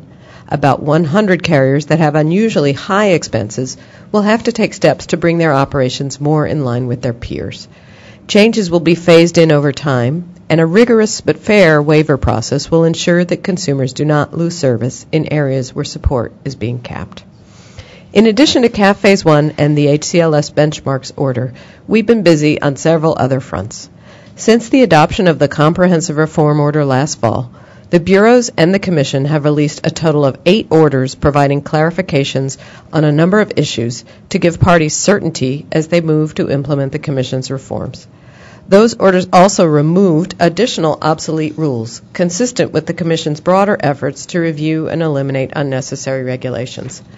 While CAF Phase 1 was just launched this week, we've also started the process to transition to the long-term Connect America Fund, and will soon be announcing the next steps in the process to establish a new broadband cost model. The Commission also has received 4 requests for waiver of USF support reductions, and the Wireline and Wireless Bureaus are working to address these expeditiously. Not to be outdone, our inter-carrier compensation experts released the new tariff review plan filed last week, reflecting deep engagement with stakeholders to ensure that the tariff revisions required by the order are accurately reflected in this year's tariff filings. We are working on many other issues delegated to the Bureau in the October order, and also closely reviewing the issues raised in various petitions for reconsideration and in comments received on the further notice. In the immortal words of the Cat in the Hat, that is not all. No, that is not all. We've also made significant progress on mobility, which Rick Kaplan will tell you more about. Rick? Thank you, Sharon. And thank you, Mr. Chairman and Commissioners, for this opportunity to provide an update regarding the Wireless Bureau's implementation of Phase 1 of the Mobility Fund. The Mobility Fund is designed to, for the first time, provide support expressly targeted to extending mobile wireless service across the nation. Phase 1 will award targeted, one-time support to deploy advanced wireless services to areas where such service is currently lacking. It will extend new coverage across tens of thousands of road miles where millions of Americans live, work, and travel. And in keeping with the Commission's aim of being fiscally responsible, the $300 million dedicated to Phase 1 of the fund will not increase the size of the overall fund. This unprecedented support will be awarded using a market-based mechanism, a reverse auction, to ensure that we get the most bang for our USF buck. In February, we announced that the auction, Auction 901, will begin on September 27, 2012. To prepare, we have taken a number of important steps, including seeking comment on various auction procedures and potential eligible areas for support, and providing guidance on the process parties must follow to become an eligible telecommunications carrier in order to compete at auction. Next week, we will be releasing a public notice detailing auction procedures and providing a final list of eligible areas. In addition, the notice will identify categories of road miles eligible for support, announce the auction structure and bidding design, including how bidders will be able to place bids on eligible census blocks, and finally, establish the window for the filing of applications to participate in the auction, as well as other auction and post-auction procedural requirements. Bidders will bid for the amount of support they need to deploy 3G or better mobile services in the eligible census blocks on which they bid. Winners will deploy either 3G service within 2 years or 4G service within 3 years of the award of support. While we certainly have a lot of work ahead of us, including on Phase 2 of the Mobility Fund, the Bureau is delighted to be part of this unprecedented Commission reform initiative to award universal service support. Thank you. Terrific. Well, thank you to both of you. Do we have any comments from the Sure. Thank you, bench? Mr. Chairman. Many thanks, Chiefs, for those terrific presentations. I also appreciate that as well. These tasks really have been an integral part of the implementation phase of the very complex USF reform orders, which, as the Chairman mentioned, was historic and were historic and bipartisan.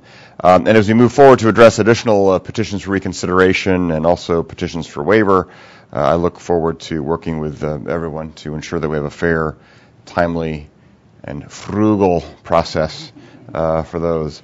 I'd like to thank the Chairman and Commissioner Clyburn in that spirit, and of course their legal teams for their dedication to the implementation of our reform efforts.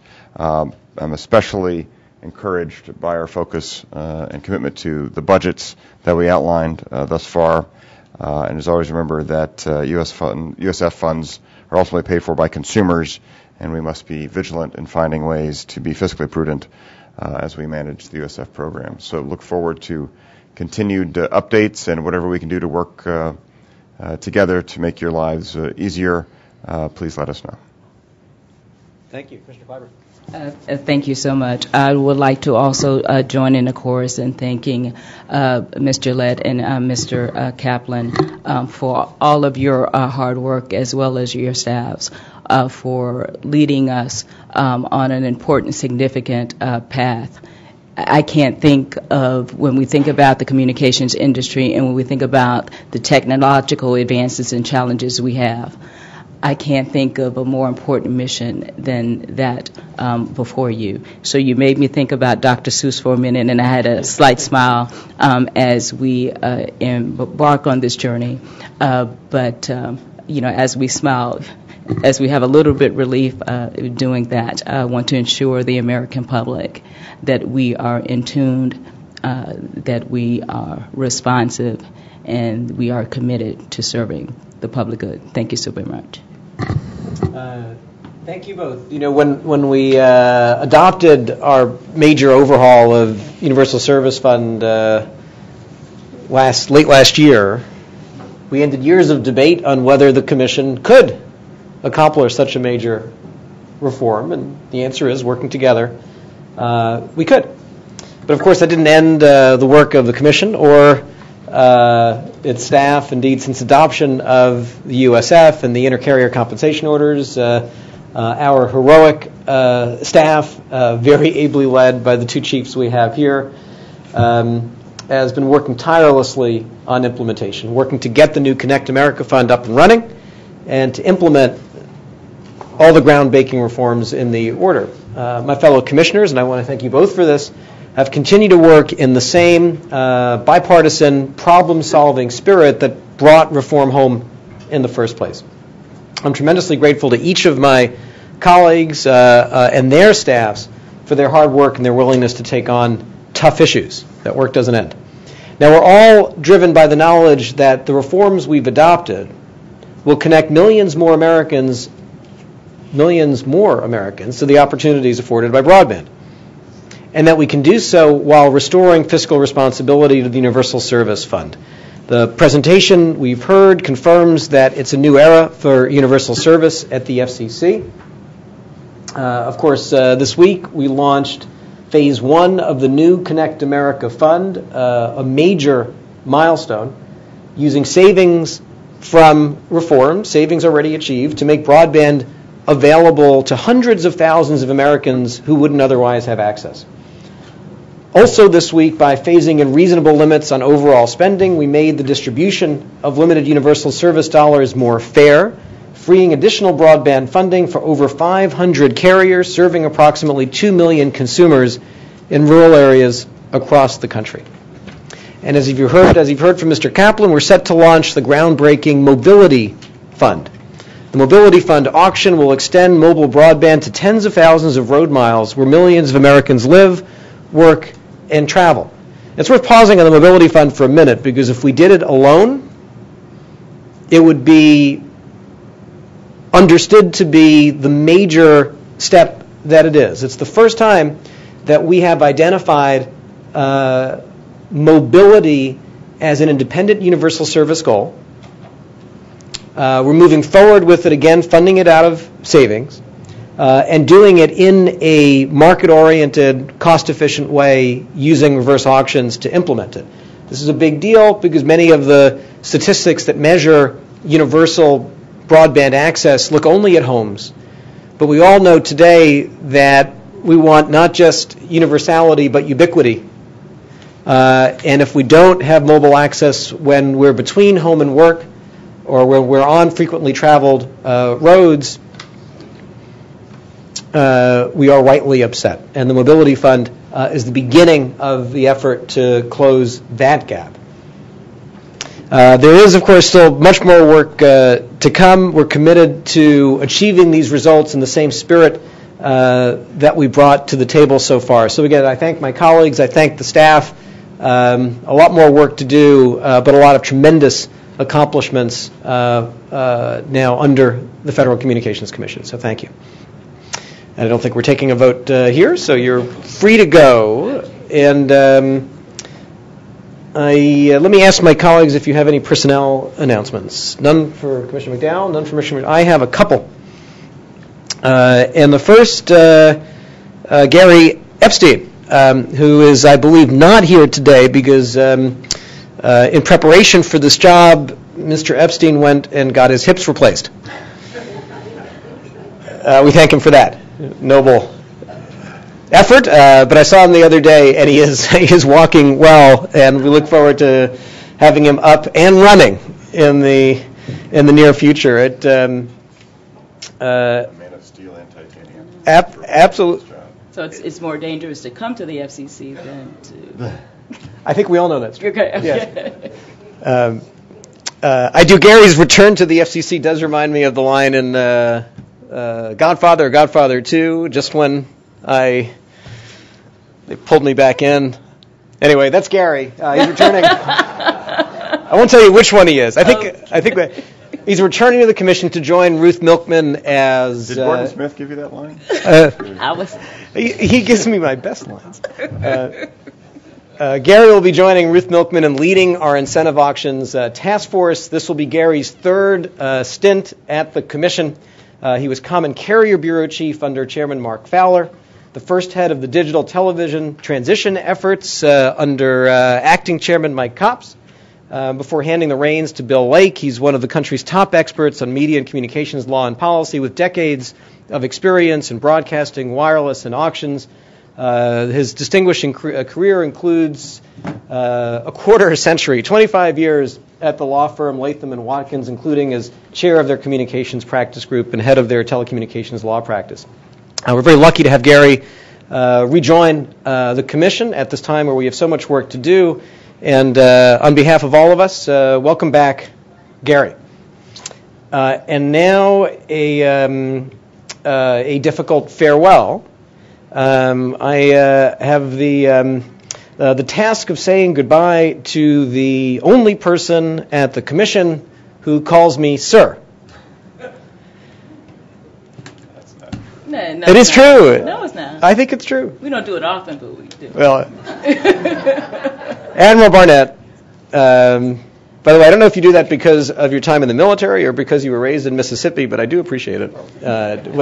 What I do know is that your record as chief of our Public Safety Bureau is worthy of many salutes.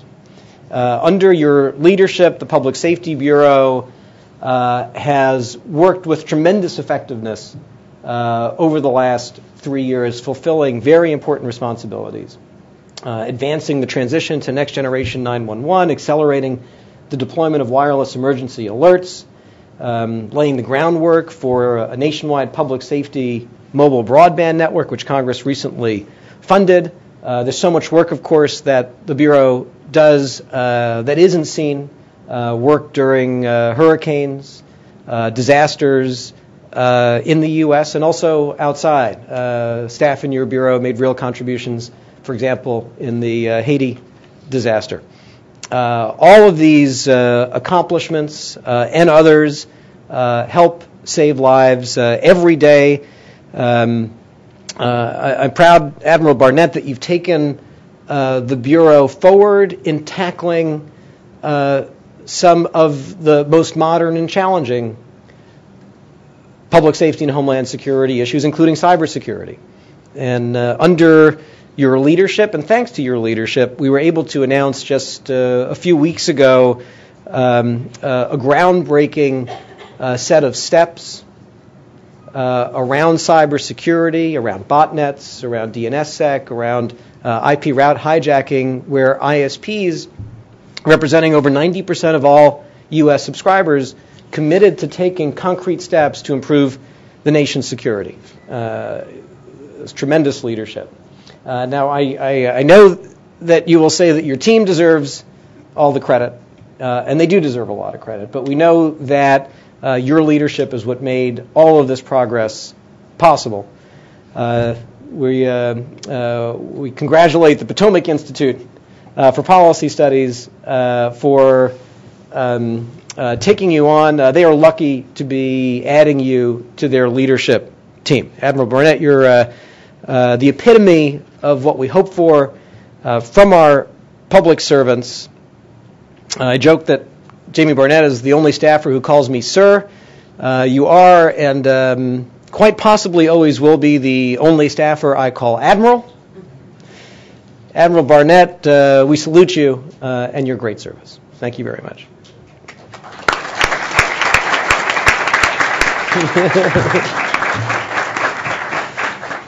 And if nothing from my colleagues, I would ask Madam Secretary that you announce the next date of the FCC meeting. The next agenda meeting of the Federal Communications Commission is Thursday, May 24th, 2012. Thank you. We are adjourned. Okay, come on.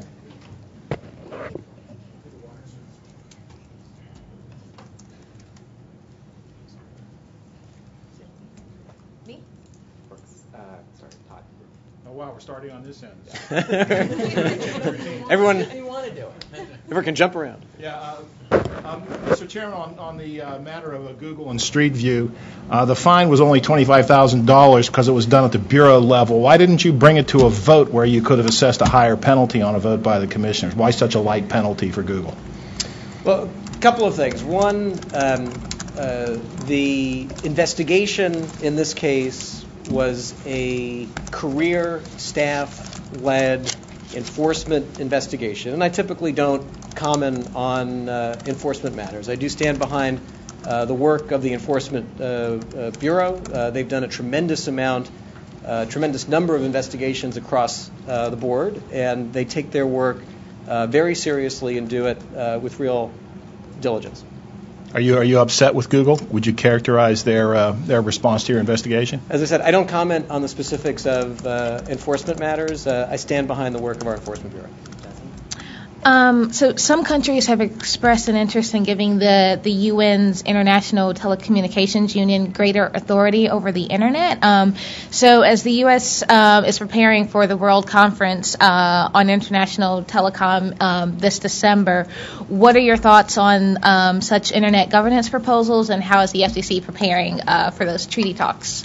It's a good question. You've heard me talk about this for a couple of years now. Just last week, the Aspen Idea Project, the Aspen Institute Idea Project issued a report in this area. They started looking at threats internationally to free flow of information and data around the Internet over 2 years ago.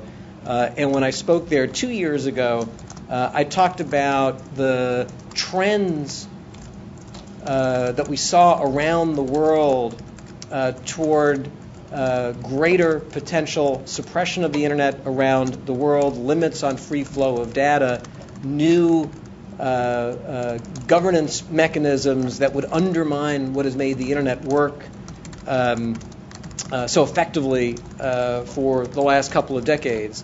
So this is a serious matter. We're very engaged at the FCC with the OECD communique that was issued last year, which set out a set of principles that are consistent with the U.S. position, including a reliance on multi-stakeholder governance of the Internet, not a new international regulatory body. Just last week, the FCC had a team in Geneva working to promote U.S. interests on this. It's very important that we preserve the multi-stakeholder governance model for the Internet internationally.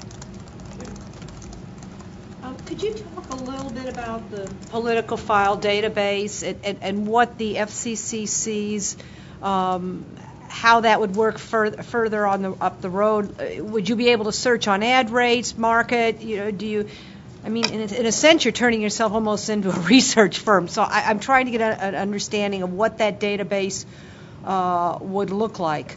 The first thing to recognize is that across the board, our policies for the last 3 years have been to put data online available to the public wherever we can. And so if you go to our website now, you can see a national broadband map where you can zero in on lots of different broadband information relating to where you live. You can see a spectrum dashboard that uses technology to help visualize how spectrum is allocated and to who. I would say of both of those efforts, they've both added tremendous value to the public, and they're still in beta because it's, of course, challenging to make the transition from paper submissions and paper files to the Internet. And so I would look at the first step in moving the public file, including the political file, online as a beta project. And it will continue to improve over time as we work with stakeholders on all sides And as we work here at the agency to harness technology as best we can to make sure that public data, public information is available to the public online. But initially, it's PDFs we're talking about? Yes. Initially it'll be PDFs of documents that are available. Of course, PDFs are increasingly becoming searchable themselves. And like other areas where we've put documents online, we expect third parties to use existing technologies to organize the data in ways that they choose. That's the purpose in general of making the public's data available online, which we have done and will continue to do across the board. When will I be able to play with it? When will you be able to play with it? I'm going to let the Bureau answer the specifics. We set a 6-month initial deadline, and they will tell you 6 months exactly from when. But does it have to go through the PRA? I mean, could it be delayed? The idea, I thought, was to get the initial top 50 markets, top broadcasters before the general election. And if it goes through the PRA review, there's a danger that it might come out in November. Yeah. Is Bill here? Or do we need to wait for Bill? I just want to make sure I don't answer this incorrectly. I think I know. It does have to be approved by OMB. Because we're not requiring new disclosures, but we're just requiring a different form of the existing disclosures, we think that PRA approval will not be a lengthy process at a particular date. But the uploading of information, of new information, will begin 30 days after notice of OMB approval. And then the existing materials in the general public file, the stations will have 6 months to put that up. And you'll have a chance to ask Bill again later. I do want to take a minute to thank Cherie Smith, who's here, who worked so hard on bringing this together, along with Bill and the rest of the team. And I hope you have a chance to ask Cherie some questions too. But Cherie and the rest of the team did just such excellent work in working through what actually was a complex proceeding when you look at the laws, the policies, and all the issues that came up. The decision on political file today is going to make a lot of folks on the Hill excited. A lot of folks have been clamoring for more disclosure post-Citizens United. There are a group of Republicans, powerful Republicans, though, who call this a thinly veiled attempt to achieve indirectly what the administration failed to achieve through the legislative process. How would you respond to the critics, especially on the Hill, on this one?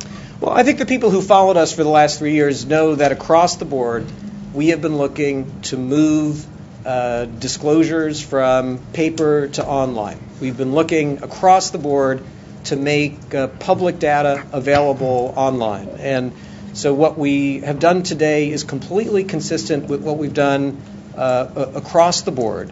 And the specific history of this comes out of our Inc. report. I mentioned it in my comments, the Information Needs of Communities report.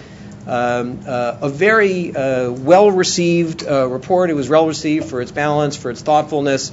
This recommendation to put broadcasters' public files online came out of that report. The Commission issued a notice several months ago as we looked across the board to identify areas where we can use technology to improve disclosure to the public. So this is one of many things that we are doing to harness technology to improve disclosure to the public. Mr. Chairman, Matthew Schwartz, Communications Daily.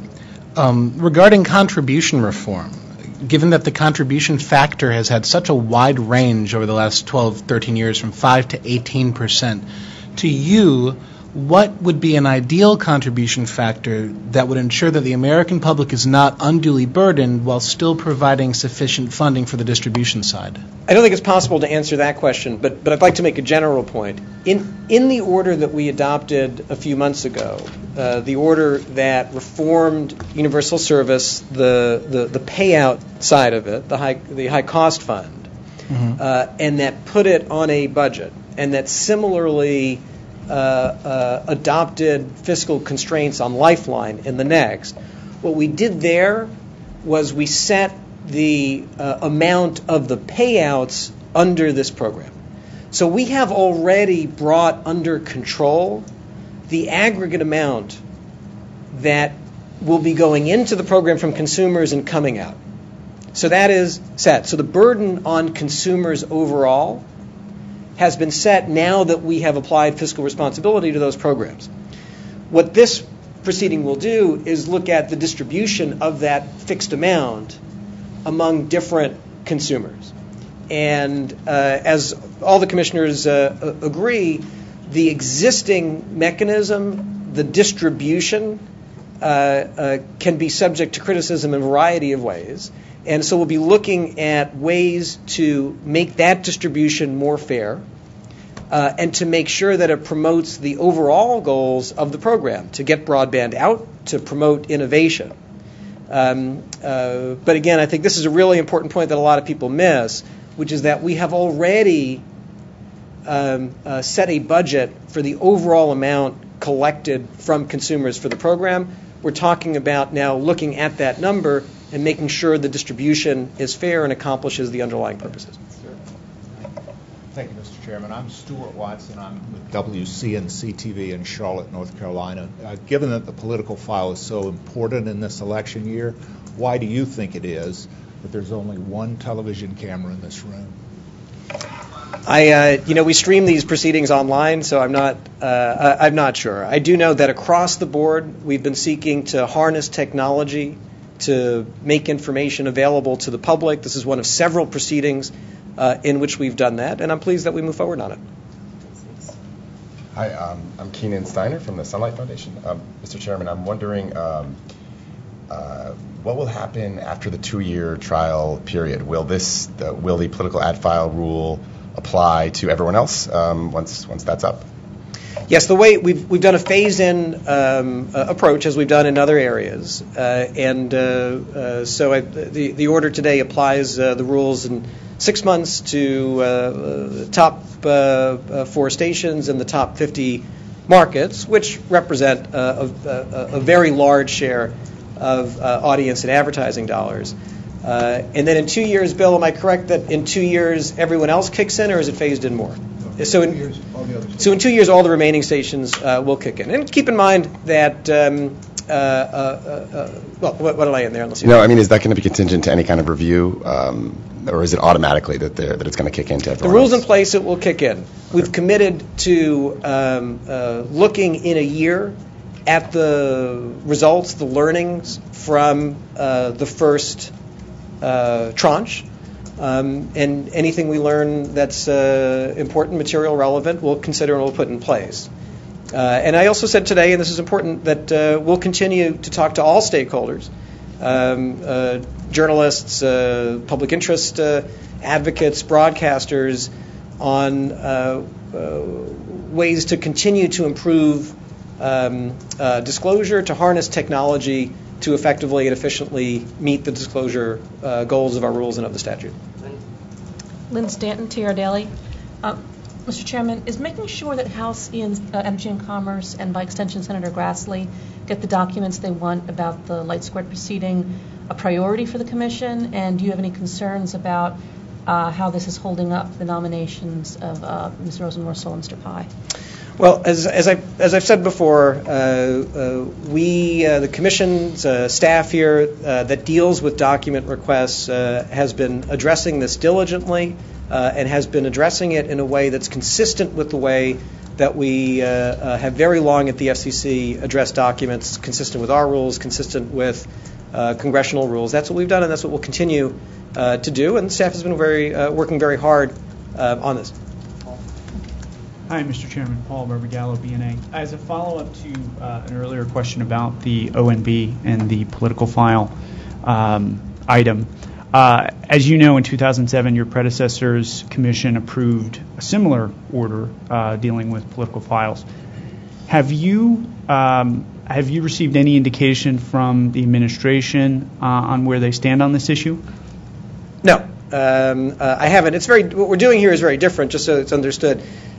There was a new form that was created there that had complexity to it.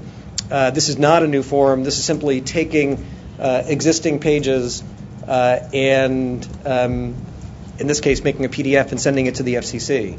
So it's a apples to oranges kind of thing completely.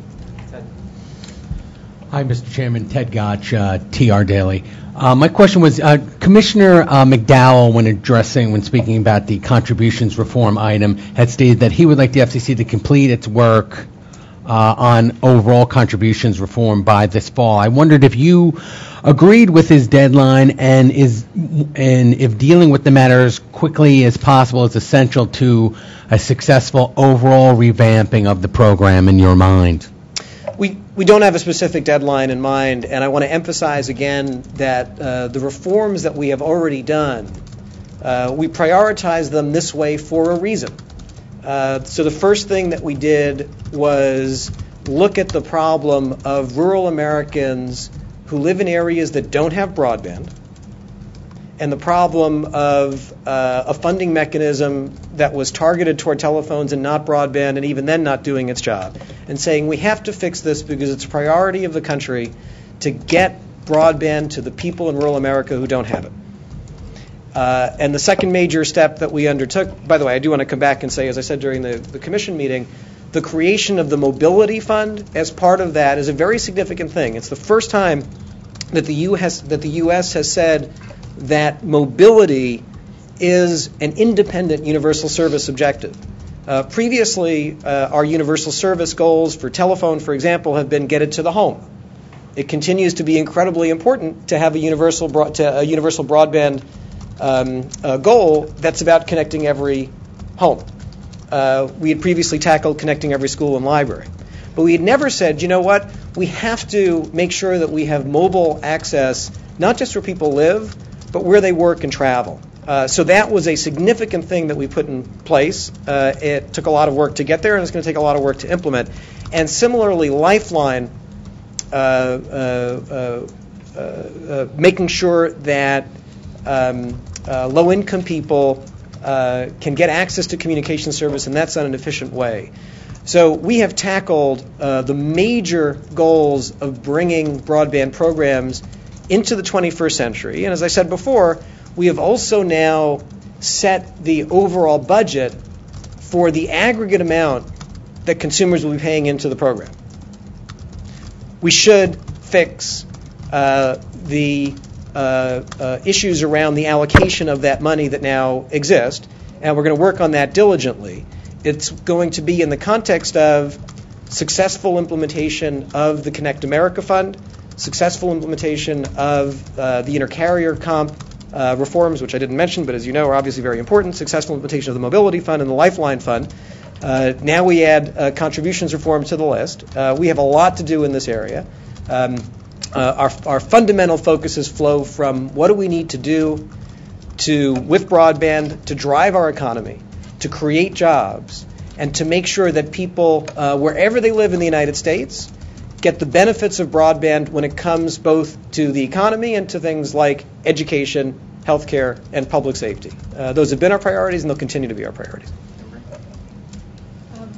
On the concerns about pricing information in the political files, can you explain, can you comment on, I guess, the compromise that Commissioner McDowell said he put forth and explain why you didn't decide to take it up? Sure, and I did in my earlier comments. The idea, I'll let others characterize the idea, but what didn't make sense to me and what I didn't think was workable were any proposals that said that information that Congress has required to be made public should be censored in that information as it appears online. So that just doesn't make sense to me as a common sense matter, number one. Number two, it would create more of a burden, not less of a burden, because it would mean that broadcasters would not only have to maintain their paper file in their studios, but then produce a different set of documents that would go online. And that didn't seem consistent to me with the arguments that we should minimize burdens. And finally, as the staff concluded, and I agreed with this, the record does not show that there's any likelihood of there to be commercial harms coming out of this, because we're talking about information that is already publicly available. And while it's information that's difficult for an ordinary consumer to access, it's not difficult for commercial businesses to access. And so any existing commercial business that believes there's value in those rates is already getting them. And in fact, there are examples where we know that's happened. Any commercial player who is not getting the rates has made the conclusion that there's no economic benefit to having it, given the way that advertising deals are negotiated. So those are the reasons that the staff concluded, and I agreed, that the proposal that we adopted today was the right answer. Hi, Chairman. Chairman, wondering if you can address the Form 355 proceeding. That's something which you've discussed at, I think, the same meeting where this public file proceeding was launched, and what your timeline is for having a successor to that form, the issues program list, and having that be searchable. Thanks. So I'm going to let Bill answer the question on timeline and next steps on that. I would say in general, across the board, harnessing technology to improve disclosures is something that's very important, and I would refer again to the comments I made in my statement that I look forward, Bill looks forward, Sharice looks forward, we all look forward to working with all stakeholders to look at the ways that broadcasters make information available to the public and ensure that it continues to improve and is being done in the most efficient and effective way possible. Well, you had said that the spring, I believe, was your time frame, that you wanted to conclude both of these proceedings around the same time, if not necessarily on the same track. Is that still your plan, regardless of the timing?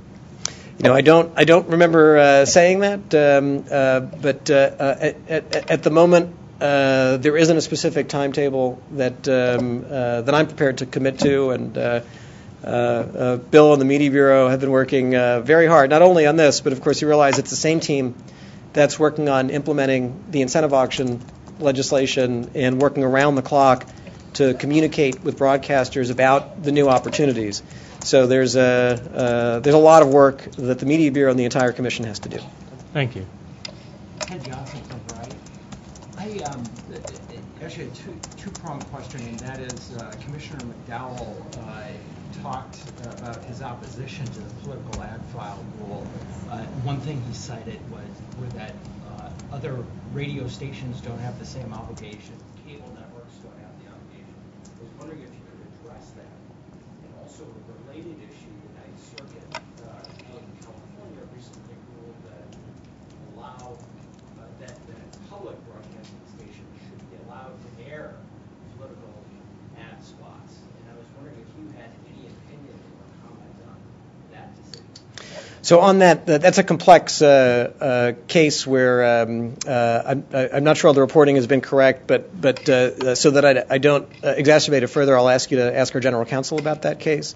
And on the first, the action we took today really was an implementation of the recommendation in the Inc. report that Steve Waldman prepared when he was here at the Commission with the staff. And the recommendation was, as a first step, look at television broadcasting, for the obvious reason that's where the information that's of most interest to the public. And so that's what we've done today. We'll consider other areas. Congress, of course, second point is that Congress has treated broadcasters differently from others when it comes to this. There's a very long history of looking at broadcasters uniquely in this area. Thanks. All right. Thank you all for coming today. Have a good day. Thanks.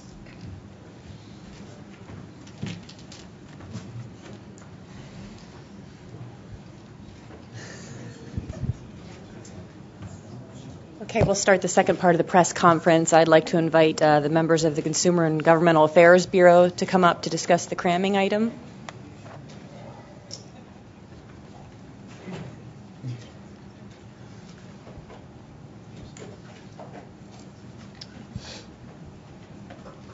Chris Monteith, the acting chief of the Bureau. And if you could just, I guess when you have a question, identify yourself and your publication for Chris. Good afternoon. I believe it's afternoon. Questions on our cramming item? Yes. Hi, Matthew Schwartz, Communications Daily. I'm wondering why you think the existing rules, the truth in billing rules that have been on the books and the previous forfeitures have failed to curb the cramming issue, and specifically, why will these new rules do any better? I think the Commission continues to get a significant volume of complaints, and the states also get significant volumes of complaints that, for whatever reason, our rules, state rules, haven't been effective in eliminating the practice. The rules that we implement today require clear and conspicuous disclosure of a blocking option, which we do think will be very effective in helping consumers, and then clearly separating out the charges on the bill so that consumers know where to look on their bills should they have been the object of a cramming practice. They can look and they can check and they can see, did I authorize this service or not?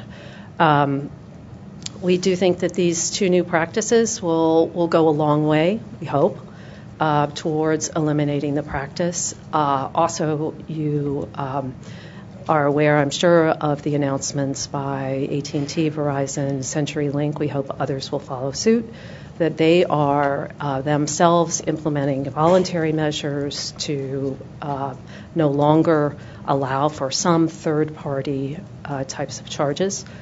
So together, we hope these things will complement each other and go a long way towards eliminating the practice.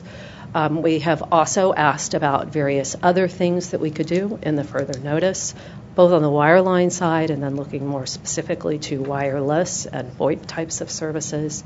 And so we'll see what we get in terms of the record. We'll continue to monitor complaints and work with the states and consumer groups and industry to try and eliminate this practice. Any other questions on the cramming item? Okay, thank you. Okay, thank you.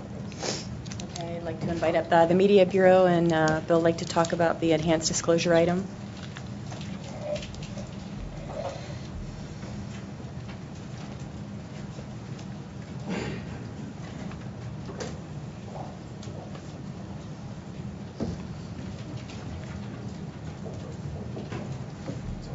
Hi, good afternoon. Are we still starting at one end or the other, or is it random now? I just kind of want to raise your hand when we start in that end, Brooks. Why not include the Brooks Politico? Why not include the SSAs and some of that other information that on ownership in the file? We had to make a judgment call, and what we decided was that the simplest thing to do for now was not to require new disclosures, but to simply say to the stations, the matter that's required to be disclosed now in your paper file at the office should be uploaded to the Commission to be online. And it was cleaner to do that without also trying to add at the same time additional disclosures. Hi, Keenan Steiner from the Sunlight Foundation. I just wanted to understand this process a little better. You mentioned something about a 30-day period. If you could clarify that a little bit and then talk a little bit about when we can expect the PDFs to actually be up on FCC's website. Yes, we do have to have OMB approval. The rules will go into effect 30 days after notice of OMB approval. Once they're in effect, stations will have to start uploading new materials at that point. That includes all new materials in the general public file and new materials in the political file for the 200 stations that will be subject to those requirements at the outset. Then they will have 6 months to upload the existing materials that are in the general public file. So the older materials, they can have 6 months. They can put them up sooner if they want, but they have 6 months to put the existing file up. Existing materials in the political file will not have to be uploaded by anyone. So for the political file, the requirement is only going forward. So I guess the specific answer, if you're interested in the political file, is 30 days after OMB approval, 200 stations will have to start uploading all new materials from their political file. Sir, how does that fit into the 6-month window that you guys have set, though? So is it if the approval happens next month from OMB, then we're still waiting till 6 months from when? No, 6 months applies only to existing materials in the general public file. So it doesn't relate to the uploading of new materials for the political file. I know it's complex, but what we wanted to do was to give stations more time to upload the existing materials in their general public file, but also have the requirement to upload new political materials take effect 30 days after OMB approval. Do you expect that to happen before the general election? The political files being uploaded if you get OMB approval fairly soon? Yes. Okay. That anticipated, but I want to make sure.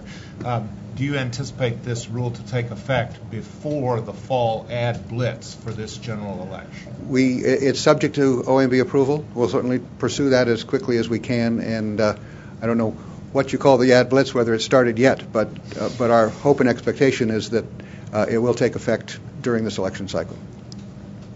Does the new material that we have upload, the political ad material, do they start uploading it after the 30 days, or is the vote today the start day? Will they have to come back and catch from today forward? No, it will be new material starting at the end of that 30-day period.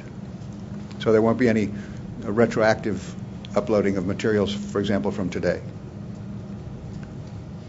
In terms of the, I'm sorry, Paul Barbagallo, BNA. In terms of the legal framework for proceeding with this item, some have said the FCC lacks the authority to require the online posting of these files under Section 215 of the Communications Act and or McCain-Feingold. I'm wondering if, in your analysis, if you've if there were any statutes that might be interpreted, or sections of the statute that might be interpreted as either forbidding the FCC or perhaps extending that authority to another federal agency, if there's perhaps because that in Section 315 it doesn't say the FCC can do this or should do this, but it also doesn't say they can't. So we don't consider that we have any general prohibition on requiring filings to be electronic. As the chairman mentioned, we've been moving for years now. More and more filings have to be electronic. Renewal applications, many things are now being filed electronic. We consider this just one more step in taking paper files and turning them into electronic files. You may be referring to the disclosures that are required at the Federal Election Commission. One argument that's been made is that this really is a matter for the Federal Election Commission, but we've looked carefully at that, and the same McCain-Feingold Act that required certain matters to be disclosed to the Federal Election Commission specifically required that these materials be made public under the Communications Act, and we have the responsibility under Section 315D to adopt rules implementing that provision. So, and it's also different information that's filed in these public files than is what goes to the Federal Election Commission. Right, and the FEC, the material that the FCC posts online is the electioneering communications, and this is completely different from that. Yes. Right. Okay.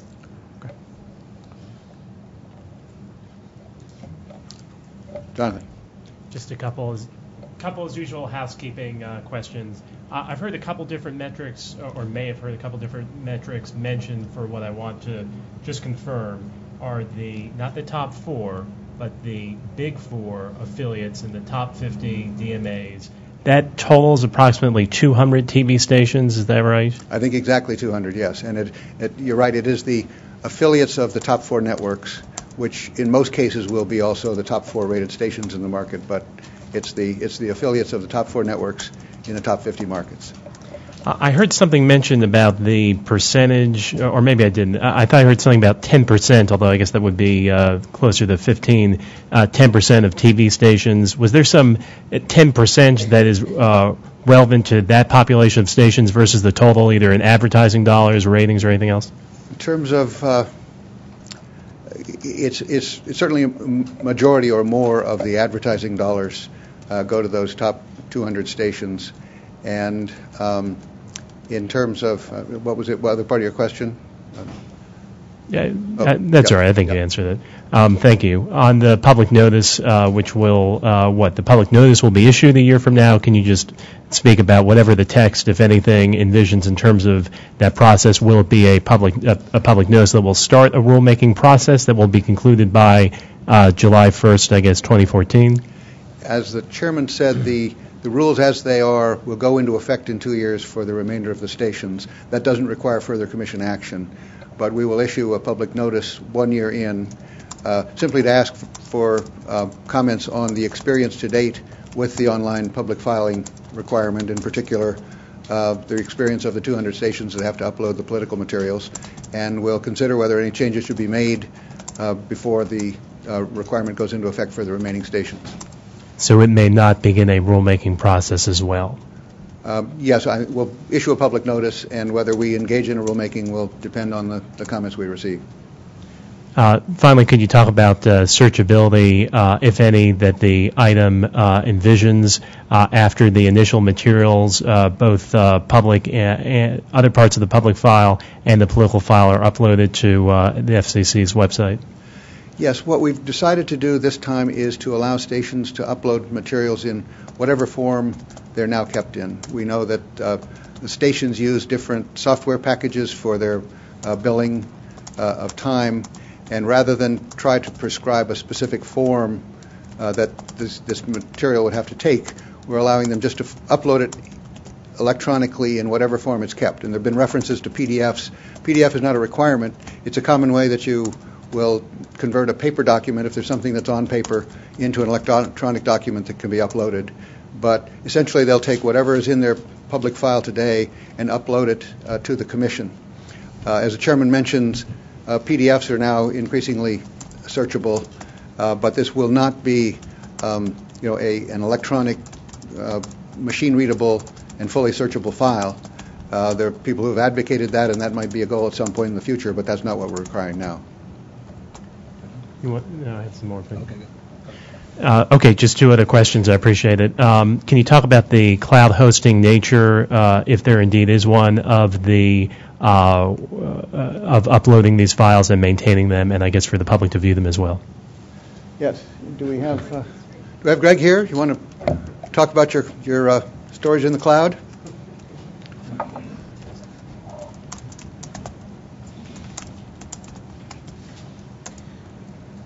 The FCC is already using cloud hosting in a variety of ways. The FCC website is up on the cloud. We have a filing, the CPNI, where we actually take the documents that we receive from filers and we put them up on Script. We file a number of other documents that are official documents and other FCC material. We've used Script for, so we've taken advantage of that. It's actually free for government to use that service. In addition to that, there was, as the FNR further notice of proposed rulemaking looked at redundancy. So if something would happen to the availability of the FCC website, would these documents be available through other means? And looking at cloud infrastructure as a service as well as document hosting, so that would be available. And I think in general, the move towards open government data and that these documents are public. Yeah, sure. I'm going to move on. I think, Todd, you had a question. Yeah, we can Go ahead. follow up after. Okay. Hi, Mr. Lake. Todd Shields, Bloomberg News. You mentioned 200 stations. The requirements kick in 30 days. 2 years from now, the remainder of the stations. How many are in that remainder, and how do we characterize them? Are they educational or commercial, or the number, and what are they? What do we have? 17, 1,800 stations? Yeah, but that includes educational and Class A's. And If you include NCEs, Class A's, and full power stations, it's roughly 2,000. And that's why we're talking about roughly 10% of the stations are covered initially, 200 out of 2,000. They include commercial stations, non-commercial stations. Okay. And, for example, it would include all the commercial stations in markets below the top 50. Okay, so it's the remaining 1,800 licensed Right. TV stations. Right. Okay, thank you. Okay, I think we're going to move on. Jonathan, I think if you don't mind, we can follow up with Janice after. You haven't had a question on this one, so let's do one more. Just going back to the approval process, do you have any estimate of when we'll get? As I said, we don't anticipate a long approval process. We certainly want to work that. We've talked to them on the staff level, as we typically do in a rulemaking, so that they know this is coming.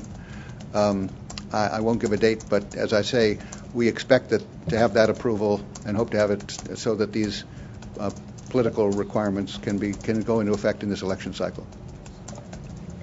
Okay, we need Bill to stay up here, but I'd like to invite the video division up to talk about the channel sharing item. Thank you.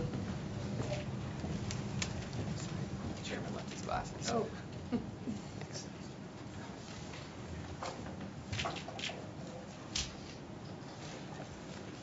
Anyone want to try before I'm protected? Lynn? No. Lynn Stanton, TR Daily. Are there deadlines for when stations have to let you know that they want to participate in the channel sharing option? There will be someday probably, but not at this point. What we've done in this order is simply to establish the rules that tell a station what their rights and obligations will be if they channel share. In terms of when people will make an offer, how they'll make an offer, that will be something we'll treat in a later rulemaking under the new legislation. Can I ask another one?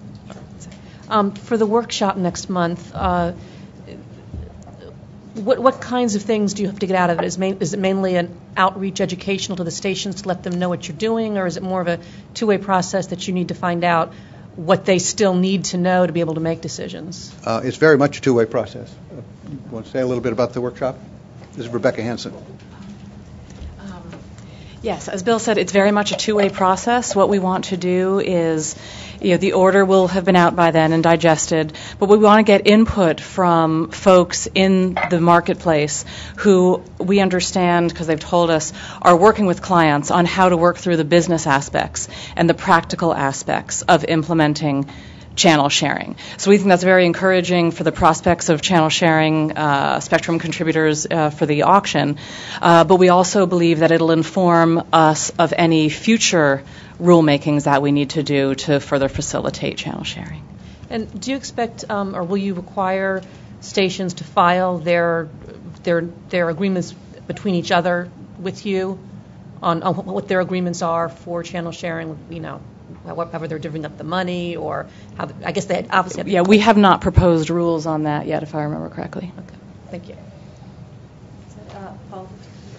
So just to confirm, in the order, there are no time frames or suggested time frames for broadcasters that choose to channel share in terms of kind of moving off their frequencies into a shared frequency. There are no kind of set time frames or recommended time frames? No time frames at all. Okay. Whatever time frames we have will be, again, part of a later auction-related rulemaking. Okay, thank you.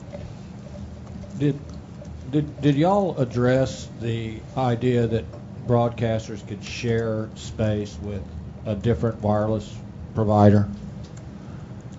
Share space? Like a cell phone company or something like that.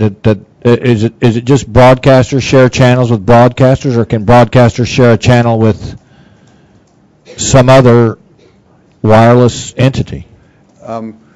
Our standards for broadcasting involve using the ATSC broadcast standard over 6 megahertz channels. Wireless companies use an entirely different architecture and different spectrum and different band plans. So this isn't an effort to try to enable sharing between them. I think that would be a much more difficult process. So this is a broadcaster sharing a channel with another broadcaster? Yes. Does it preclude the idea of a broadcaster sharing with another service? That question hasn't come up, but again, I think our existing rules and standards would probably make that difficult, if not impossible. Thank you. Okay, thank you. Thank you. Do we have questions on the universal service item? Okay, Sharon Gillette and the Wireline Bureau, if you could come up. Thank you.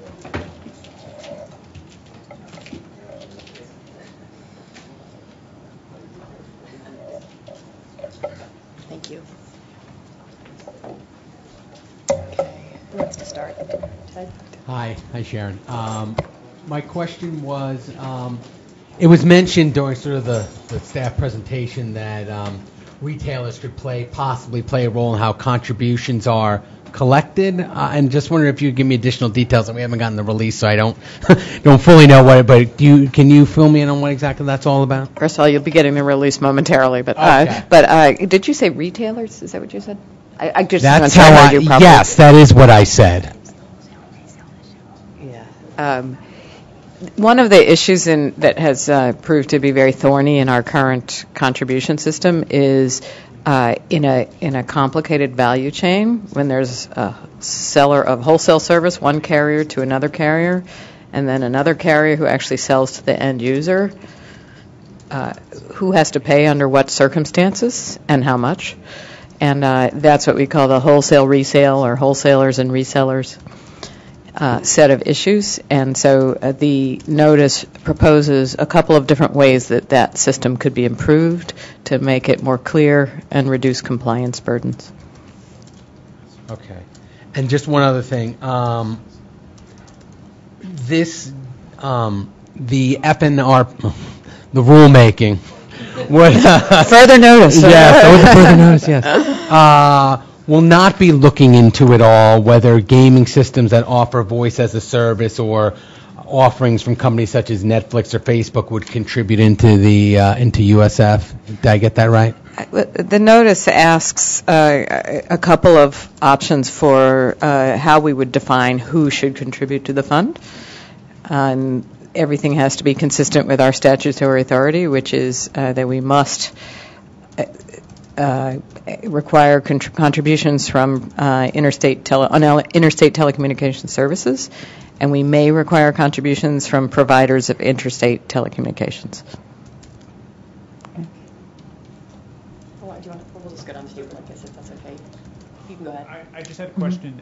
In the staff presentation, it was mentioned that one of the questions being posed in the item is whether the FCC should consider eligibility on a case-by-case basis. Can you talk a little bit about how that would work? Who would initiate that? So in this new Connect America Fund, if there's a provider or providers or services that are not contributing and maybe should, how would that process begin? Sure. Or at least how it's contemplated in the order. Sure. So just as an example of what that looks like, in 2006 the Commission adopted an order adding interconnected VoIP providers to the contribution system. So interconnected VoIP now contributes. So that's an example of what it looks like, and the notice specifically asks about particular types of services that have been put forward to us in guidance requests. So essentially it would be similar to VoIP, where the Commission would on its own volition say, maybe we should include these services, these providers into this contribution system. Right, on its own volition, but also because many times these issues are brought to us by USAC in guidance requests. Okay, thank you. Hi. I'm just a little bit confused about what's going to happen with contribution factors going forward. Given that the distribution side kind of set out the total amount that's going to be doled out, is there still going to be a contribution factor? Is it going to be different across different modes of communication? How is that going to work? Okay, so just a contribution factor 101 here to make sure we're all clear. The contribution factor is the total amount of the demand. In other words, the total amount that's paid out in the universal service divided by the assessable base of funding. Okay? It is the fraction of how much revenues carriers earn actually gets paid out towards universal service. Okay, that's not correct. That's not a correct statement. You want to explain it, but I do want to just say one thing. The main thing is the numerator is the demand. Okay, the numerator is how much money gets paid out for universal service. All right. And that is set by the orders that we have been working on for the past year, is to limit that, okay? Yesterday, I believe, USAC filed with us information showing that those reforms are already having effects on the demand side. The demand is going down as a result of the reforms that we adopted, particularly in the Lifeline order.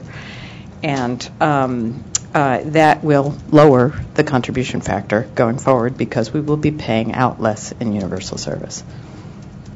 Do you want to explain what the base is? I was also just going to say, whether you stick with revenues or you go to a different system, such as connections or numbers, there will be some kind of a contribution factor. I mean, in other words, there has to be some unit that is publicly announced that that people know what the applicable rate is. So you would have a contribution factor in a different system as well. It's not limited to revenues. But just to follow, given that the rate, given that the dollar amount, given that both have been put on a budget, I guess I should say, it is much more likely that whatever, once the reforms are put in place, that the contribution factor will remain, if not exactly static, not vary nearly as much as it has been. Exactly. But I think an important consideration is, as I believe one of the presentations mentioned, the revenues have declined 10% since 2008. So it's just a mathematical, if your denominator changes, that means the factor by a mathematical necessity goes up, even if demand is static. And I'm not a math person, but those of you that can do that, if you divide 100 by, let's see, I am the math person here. Bottom line is you have a numerator and a denominator. If the numerator goes down, the contribution factor goes down. The numerator here is the demand for the funds, how much money gets distributed. The bottom number is the base. In other words, how much of the industry's revenues are actually accessible for contribution purposes. And if that goes down, which it has gone down 10% since the last 4 years. If that goes down, the factor goes up. Okay. But given that the reforms, again, we don't know exactly what reforms they're going to take. But excuse me, I'm sorry, Ted. Let me just say one more thing. The combined effect of those is somewhat unpredictable, right? Both one makes things go down, the other makes the factor go up, but you never know from quarter to quarter which effect is going to dominate. So it's hard to predict exactly which way it will go. Sorry, didn't mean to interrupt you. No, that's okay. I was just going to say that given that my understanding at least of the whole purpose of this is to obviously broaden the base somewhat of what's contributing, what services are contributing, isn't that going to bring in some services that are generally maybe more forward thinking in the technology realm that maybe have led to the reduction in the base up till now and now will be included, thus sort of allowing more to be tapped in, I guess is what I'm trying to say. So several parties have used this phrase, broadening the base. I just want to clarify that doesn't mean growing the fund, right? It doesn't equate to growing the fund because the size of the fund is set by the demand, right?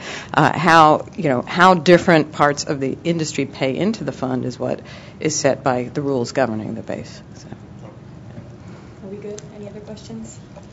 Yeah, it's not my item, but I'm curious. So if you shift to a per connection or per number contribution, the contribution factor would actually be a dollar amount then that you would set each quarter for every phone number you have or every connection you have, you pay X dollars. It could be. That's one of the possibilities, exactly. And also, I just wanted to just make exactly, I mean, people said, it could be $1 per phone number, for example. But I just want to clarify something. People hear 17% and they think it's a huge number. In fact, if you take a typical triple play bill that a consumer pays today, they're paying that contribution on a very tiny portion of the bill. They're only paying on the interstate telecommunications service, which is a very small piece of that bill. And so typically on a triple play, people will be paying $1 or $2 a month, something like that. So it's actually a very small portion of the overall bill. Thank you. Okay, great. Thank you, Sharon. Thank you. Yeah. Okay, that concludes our open meeting for today. Thank you. Thank you. Sorry about that, Ted.